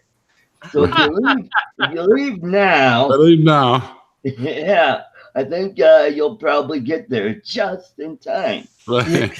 It's funny when I used to fly the radio controlled jets. We had meets that were all over the country, and I had a 16-foot dual tandem trailer that I towed with a big diesel excursion. Yeah. But we used to go and we'd make 4 days to a week out of it. And you drive 1,000, 1,200 miles to some of these things. And I would drive them straight through. So 1,000-mile drive doesn't bother me. I could do that. But it just seems like 4 days work for a 1-day event. And and it isn't a full day either. It's like 10 to 6, isn't it? Yeah, and then everybody's just going to go out to dinner. Look, it would be great to meet the guys, but like you said, it's going to be clicky. Yeah, and there's going to be it's going to be clicky, and it's going to be the big deals, and they're all going to do their thing, and it would be nice to meet you guys, but rub elbows with the big guys, and that would be fun. It would be. They're friendly people. Oh, none of them are that big shot. That's for sure. Yeah, guys like Ed Ricker and all those. I think they're regular guys. Still get their feet in the ground. Yeah, but I wish they would live stream it. Well, like last year, there'll be 50 videos of it. That everybody who was there will. It's going to be funny because there's going to be $1 trillion in camera equipment. Yeah, everybody's going to have a photo studio with. Hey, Mike, I just got an idea. Have you thought about Amtrak?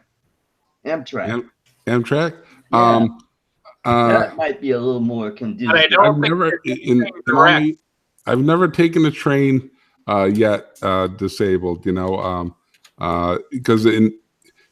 trains typically, if you think about an older style design, you get on the end of the steps of the train, and there's a immediate right angle turn right there, which is pretty tough to do in a chair. Pretty narrow corridors. Modern trains, I haven't gone anywhere near anything like that.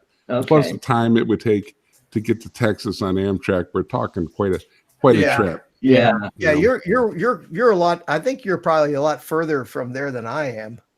Oh, yeah. Yeah. I'm way up here in New York. For me, it's for me and Jim, it would be you just run up to I-10, I-75 to I-10 and head west, and there you are. Hey guys, I found a picture. I'll show you here. A picture. This is the old glory days, guys. That's packing a pistol. Who's that? Lock it on you. That's a cell phone. Who's that handsome devil standing in front of your plane, Mitch? Yeah, that was me. That was me. How old was I in that picture? I would imagine in my 40s, probably late 40s there. And that you can tell by the cell phone. Look at the cell phone. Yeah. It's when they still had big antennas sticking out from them. Yeah. So how many drugs could you fly in from Colombia? A lot. I mean, this airplane would be perfect. For that. But we don't talk about that. Hey, Mike, you don't think he's really still importing cigars, do you? The guys, That's what they put on the top layer. Yeah. Mitch is probably saying every time I want to get out, they pull me back in. Oh man, you guys! It's a good thing that I have. What was that plane? That was the twin engine plane. That was a Baron. That was a Beech Baron. I've got that was back before digital photography. So that picture actually scanned in, and I found in a box a whole bunch of pictures of me and that airplane, and that was. That actually a photographer took, because on that particular day, I had 3 computer stores in Orlando at the time. And they were spread out. One of them was in Daytona Beach, one of them was in Leesburg. And I had to go to all 3 stores because we wanted to take pictures for some advertising. So I said to the photographer, hey, let's just have some fun and we'll fly there. So, while we went out to the airport to get in the airplane, he took some pictures of me in the airplane. Otherwise, I would have no pictures of me. Well, Mitch, you probably haven't shared with everybody in the panel that your name in the business is Don Carlo. They don't go by that. He's Don Carlo, and he has Don- a special ring they kiss. You know. Don something or other. Yeah. Here's an even younger one. Here, look at this one here. This one's even younger. Wow. Yeah. And What's the with plane the is stripes, older. Mitch? What's with the what? The stripes. Oh, that was a little acrobatic single seat biplane Yeah. that I flew. Yeah, and that was the old cloth helmet days. See the There he is. cloth helmet with the, Oh with my the with God. the, Wow. with the David Clark headset. What year is that? This one these are probably taken Late in the 70s? 80s, somewhere. Yeah, early 80s, probably. You can tell by the Mercedes Benz that's right there. Yeah, that was my old 380 SE. Hey, Mitch, back up to there was an interesting plane in the background, a 4-engine plane. Not that one. Not that one. No. There. Yeah, back up. That's that's Philadelphia. Which Right one? there. Right there. You passed it. Back one. Oh, that's an old Connie. Yeah, that that's was what I it. That was at Wow. Sanford. Thing never flew. It was just kind of a derelict. And it was in Sanford at the airport in Sanford, Florida, which is just north of Orlando. Right. And damn, if one day all of a sudden they didn't come out there and they got that thing flying and flew it away somewhere. They Wow. spent a fortune on it. Now, Yeah. interesting. This airport was very interesting, and I don't know if I have any pictures of it here, but I forget when it was. Wesley Snipes made a movie called Passenger 57. Yeah, I saw that. And Passenger 57 was shot at that airport, and that they made it out to be the airport in Lake Lucille, Louisiana, where the plane. Remember, they had this big red Right. Yeah. Lockheed L-1011, and they had a carnival in the movie. Well, they had all that stuff right there at Sanford Airport, and they filmed 90% of the movie at the airport there. And I mean, I was coming and going all the time. They were out there and blowing stuff up, and they had all these phony looking police cars and the phony looking carnival. And it was a riot to watch it. And when I saw the movie, I got such a kick out of knowing that this, and one of the things that they did, which was really funny, was they, on the roof of the aviation shop, CE Aviation was where they did avionics maintenance. And on the roof of that building, they painted Lake Lucille, which is what they do at airports. They usually paint the name of the airport on the roof of one of the buildings. And they painted Lake Lucille on this thing, and pilots were going crazy. Oh my God. For 2 weeks. Pilots were going nuts. And the radio calling the tower, Sanford Tower, so and so. What the hell am I? Where I am never I? heard of Lake Lucille. Where the hell are you? I don't see it on my charts. Yeah.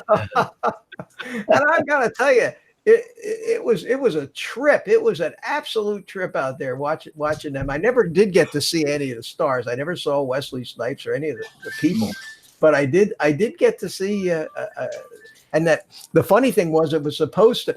This was an old Air Force base, Sanford Airport, and during the war, and it had two.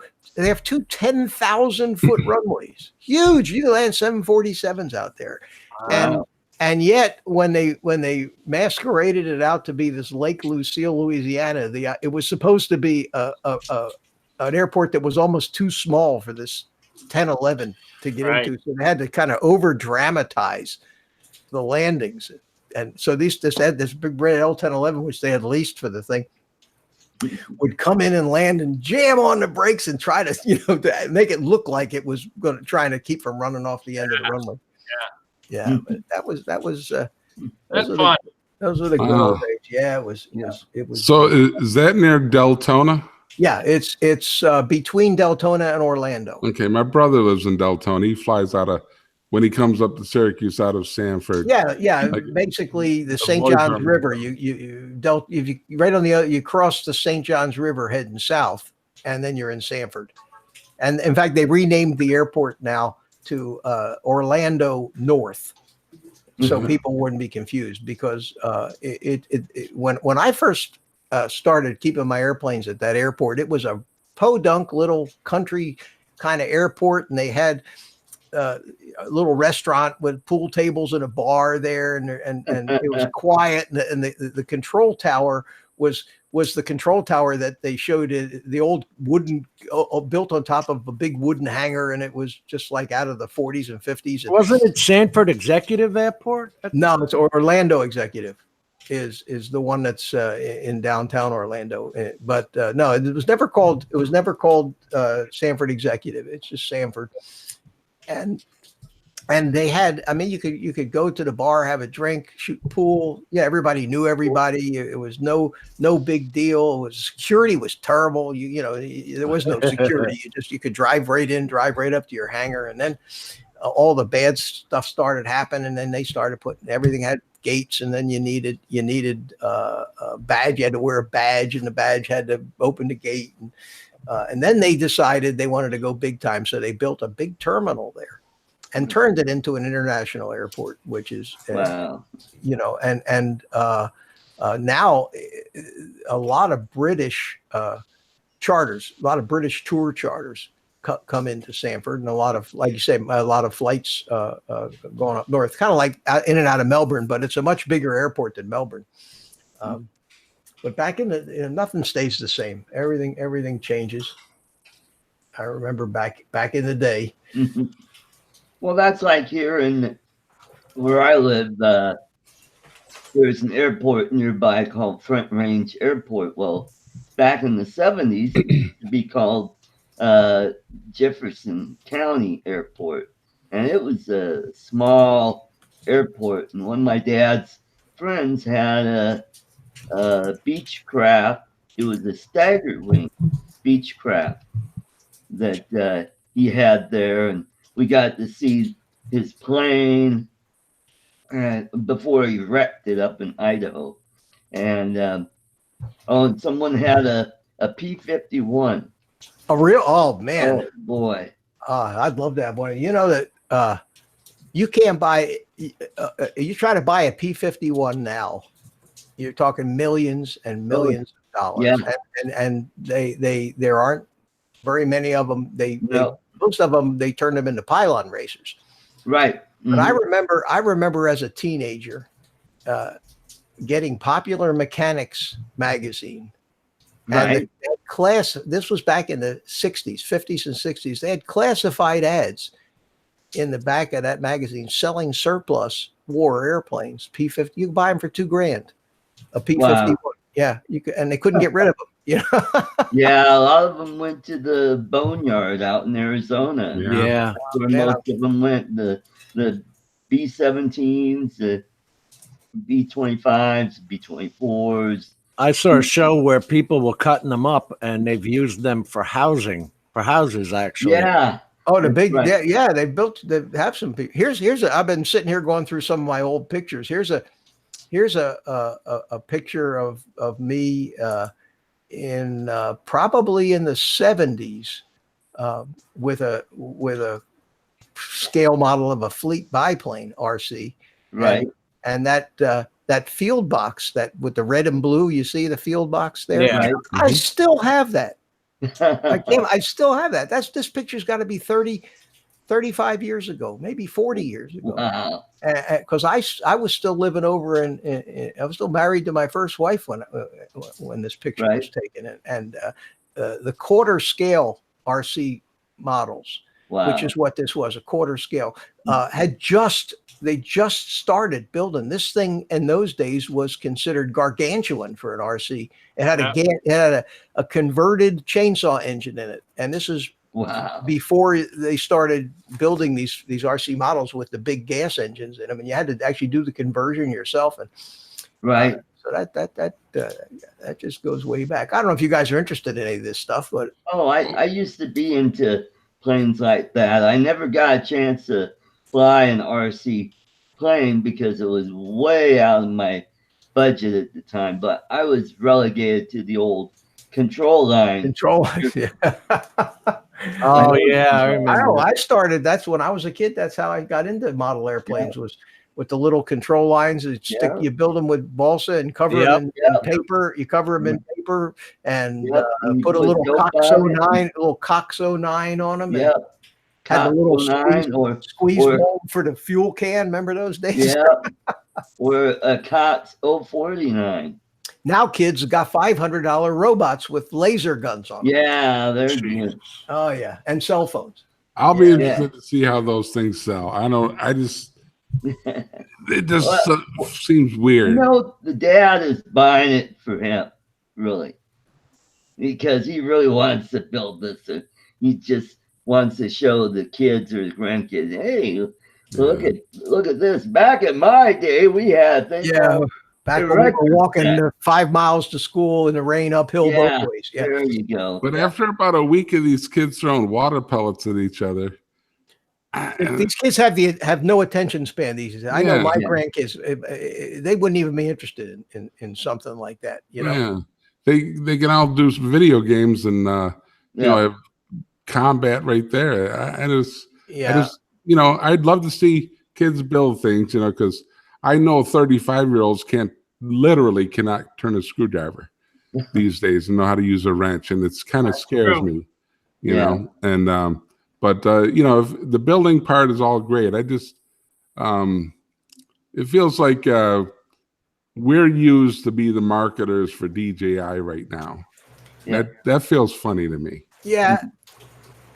And the last thing I bought from DJI was my Zoom, my Mavic. I had a Pro, and I got a chance to pick up a Zoom, a brand new one in a box for real cheap, Right. off of one of the forums. So I didn't buy it from DJI. Last thing I actually bought from DJI was my Mavic 2 Pro, and I mean I'm guilty. I was sitting there watching the launch event, and I had my order in before it was over. I had to be one of the first, and I don't know. I was ready for the Mavic 2 Pro right off the bat.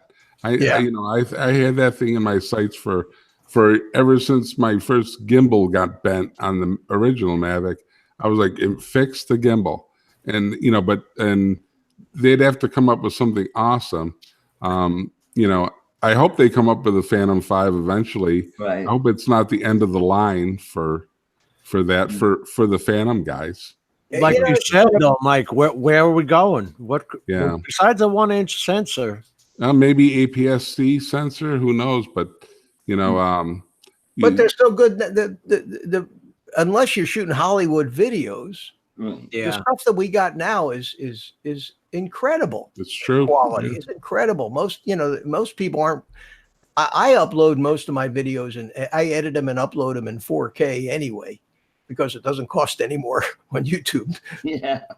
Even if it's a lower resolution, I still upscale everything to 4K because there are maybe certain graphics and pieces in the video that look better at 4K. But most people don't watch it at 4K. When I don't even watch YouTube at 4K. I'm usually watching it out on my old beater TV on the patio. I think that's an old 720p Sanyo. that's the point, Mitch. If you look at the stats, what people watching on, most of them are watching it on their phones. Yeah.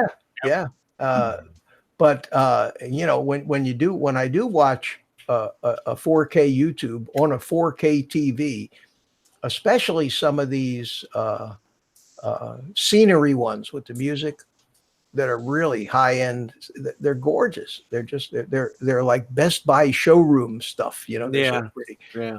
But for I mean, this stream is at 720, which is still legally considered high def. 720p is still high definition. Right.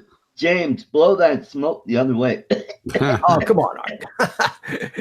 That would be something, wouldn't it? If we could smell through this, through this thing too, that would be cool. Well, Hey, I found another picture from my past, something different. You guys ever seen one of these? Oh, wow. the heck is that thing? It's an a ultralight. glider. It's an ultra. Yeah. Oh, it is. Yeah, I didn't see the prop on the. Yeah, on the that back. was a Buccaneer XA amphibious, and you could. I thought it looked like a water. Yeah, you could, and the land. You see the landing gear near my feet here. Let me zoom in on that. See the landing gear? Call that landing gear. Yeah. Yeah. Well, the landing gear was just on a a piece of tubing, Yep. tempered tubing, Mhm. and the tubing went into two sockets in each side of the fuselage, and there was a bungee cord that connected two sides together. And the bungee cord, pretty strong bungee cord, but the bungee cord would pull them in and hold them together. So when you got up in the air, you reached down and you grabbed a hold of one of the landing gear and you pulled it out. And then you hung it up on a hanger behind you. And then you went to the other side and pulled that one out and hung it up on a hanger behind you. And then the tail wheel had a little cable between your legs. You pulled and it retracted that up. And then you could land on the water. And once you landed on the water, you could actually, in the water, put the landing gear, plug them back in, and drive. It was amphibious, just drive right up onto the beach. Wow. And it was probably some of the most fun that I ever had flying was in this Buccaneer. It had a Rotax 580 engine on it. Oh, yeah, I see the outriggers there. Yeah. Yeah, and and because I flew it in and out of Sanford Airport, I had a radio, I had a transponder in there, and I could legally fly it in and out of airport. So even though it was an ultralight and it was under 255 pounds, so it didn't need to have an N number on it. But that was a more fun flight. It went 60 miles an hour. But you always flew low. You flew low over the trees, and you flew. Right. It felt faster. Yeah, I probably would love to have one of these things again. And it had a ballistic parachute in it.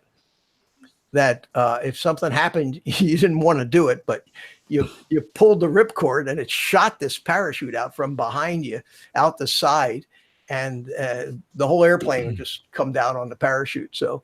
But the beautiful thing about these is you could land them. You could land them anywhere.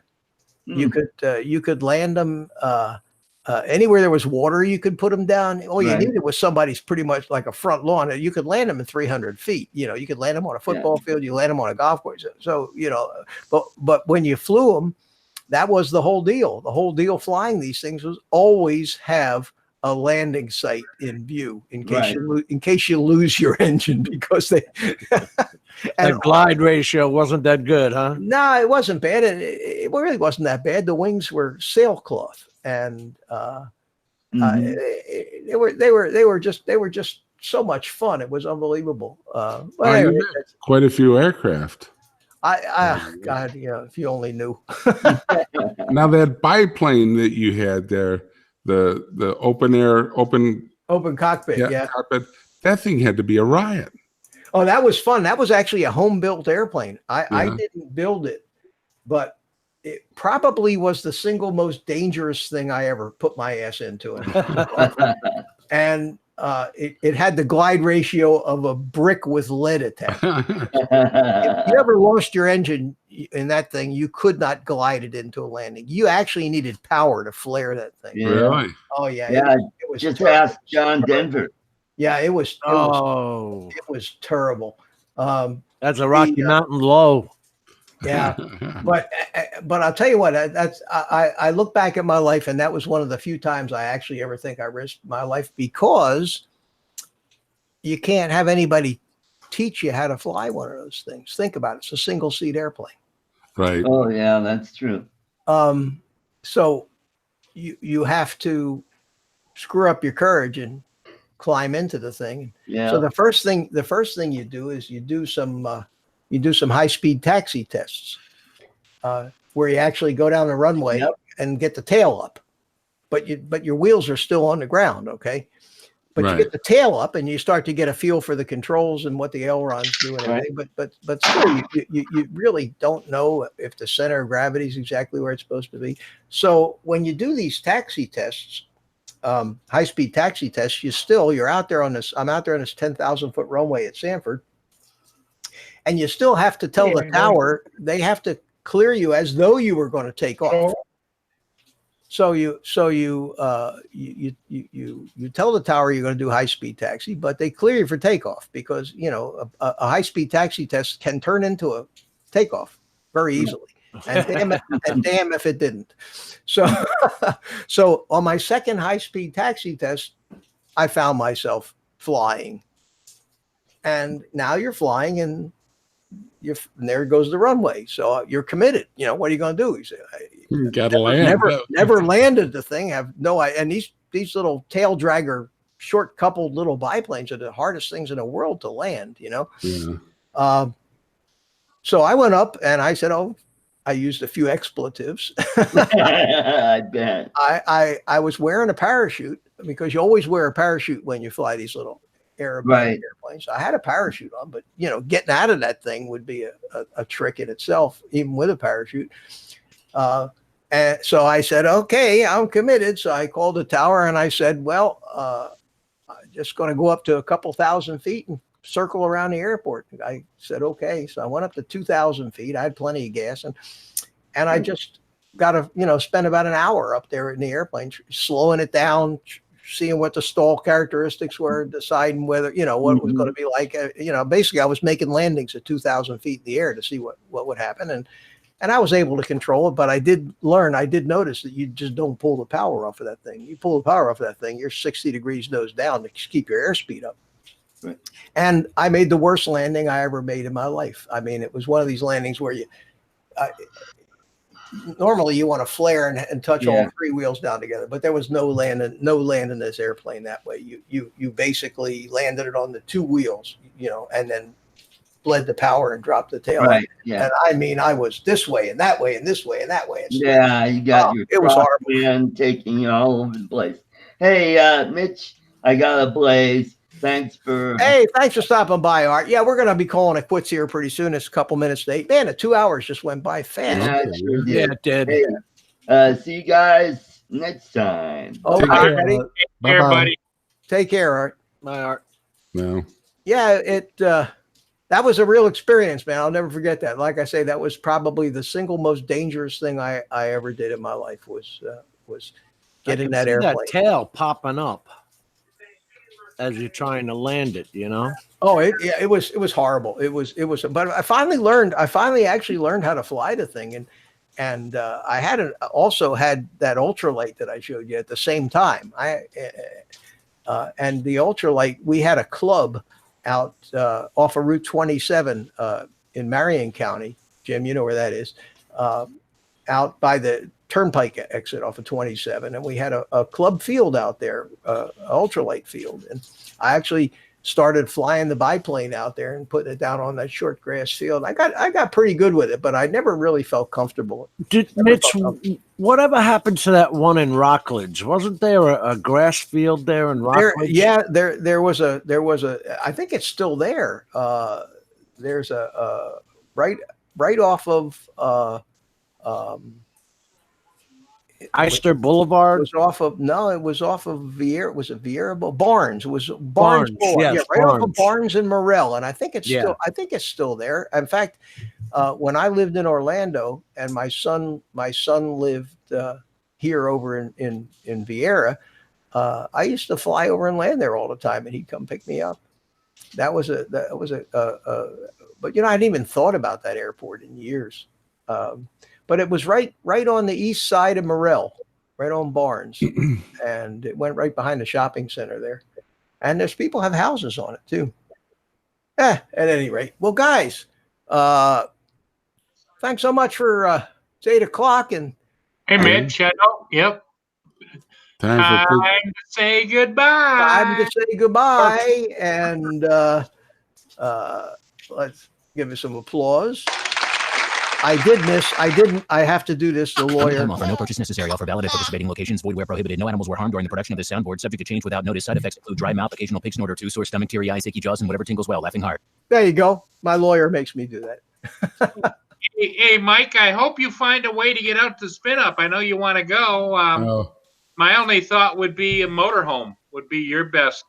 Yeah. Would be your best. You know, there's a lot of moving parts for me to get there. Flying is one thing, and then I'm not fully independent. I have, help doing things and getting those people to travel. Sure. There's a lot involved. Someday maybe we'll see. I just hope this hobby stays around for a while. Yeah. I think it will. I think it National will. I don't think If not, we'll all be flying FPVs because they're not. Those things aren't going anywhere. Because Yeah. I mean, if worse comes to worse, you get yourself one of these. Whoops. They can't stop at all. Get one of these. You know, Yeah. because these things do everything. They're unbelievable. I fly this all over the house. I'm really learning how to fly by flying this all over the house. And you know something, Mike? That's why I keep the Inspire 1. It's 4-year-old, 5-year-old technology, and they can't track it. So Right. Yeah, and they I'm can't track okay the, with that. they can't track the FPVs either. So Yeah. Yeah. and plus, you know, we have an AMA club here, which I'm a member of, and we have a big club field. Although it's a big, wide open, boring place to fly, I could always. It's exempt from the rules. You know, as long as the AMA still has model airplane clubs, there's at least Right. some place to fly. So I'm kind of headed back in that direction. Well, Yeah. guys, thanks so much for. Well, good to see all you for coming guys. back. Paul. Yeah, Paul. Good to see everybody, and you guys all have a great evening. You too. Let Okay, me get a you little, too. let me get a I'm little gonna go music. get my little pigeon jerky. music in here. Fish and jerky. You all hear the music? We got a little. Yeah, little yeah, we extra can hear it. music, and Hey, that'll- Mitch, how's Yeah. my sound? Is my sound? This is a new mic. Yeah, you mentioned it. fine? Sound is great. You sound Okay. professional. Very, very, yeah, very good. Very good. How's mine? Yeah, coming clean. Yeah, this is that Audio Technica running through the little Zoom H6. Works great. Yeah. That's why I like the little mixer. I can mix in music. I can mix in sound effects. I can mix all that stuff in before it goes to the computer. And then it feeds it into the headphones. So I get no delay either out of it. It's a real time. Is Is that the Audio Technica 8020? Yeah. Yes, it is. Yeah. Yeah. I've got the same one, but I've got the USB model. Oh, okay. Yeah. This is the one that has the XLR, right? XLR on it. Yeah. And plugs into the Zoom deal, which Yeah.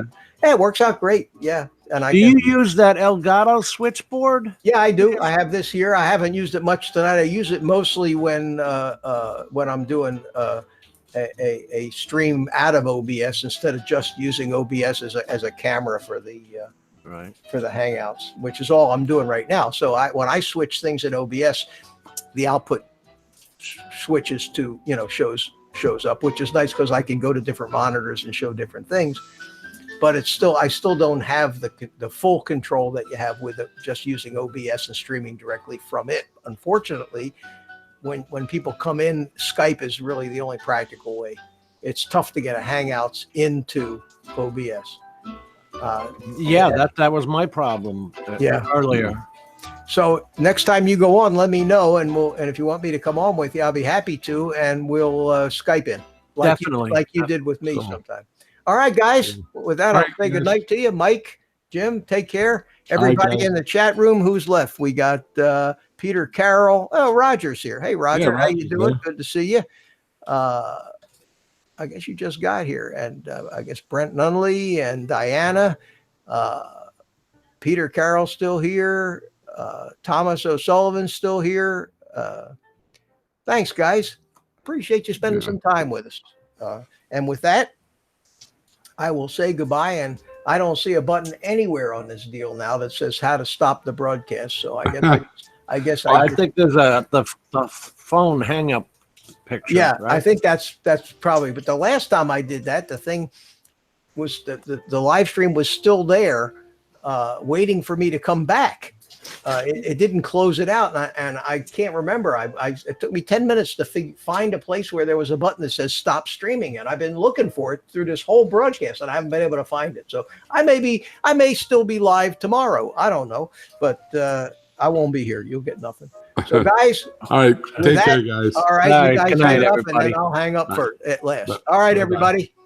Thanks again for coming, and I will see you all next Thursday, 6 p.m. Bye-bye.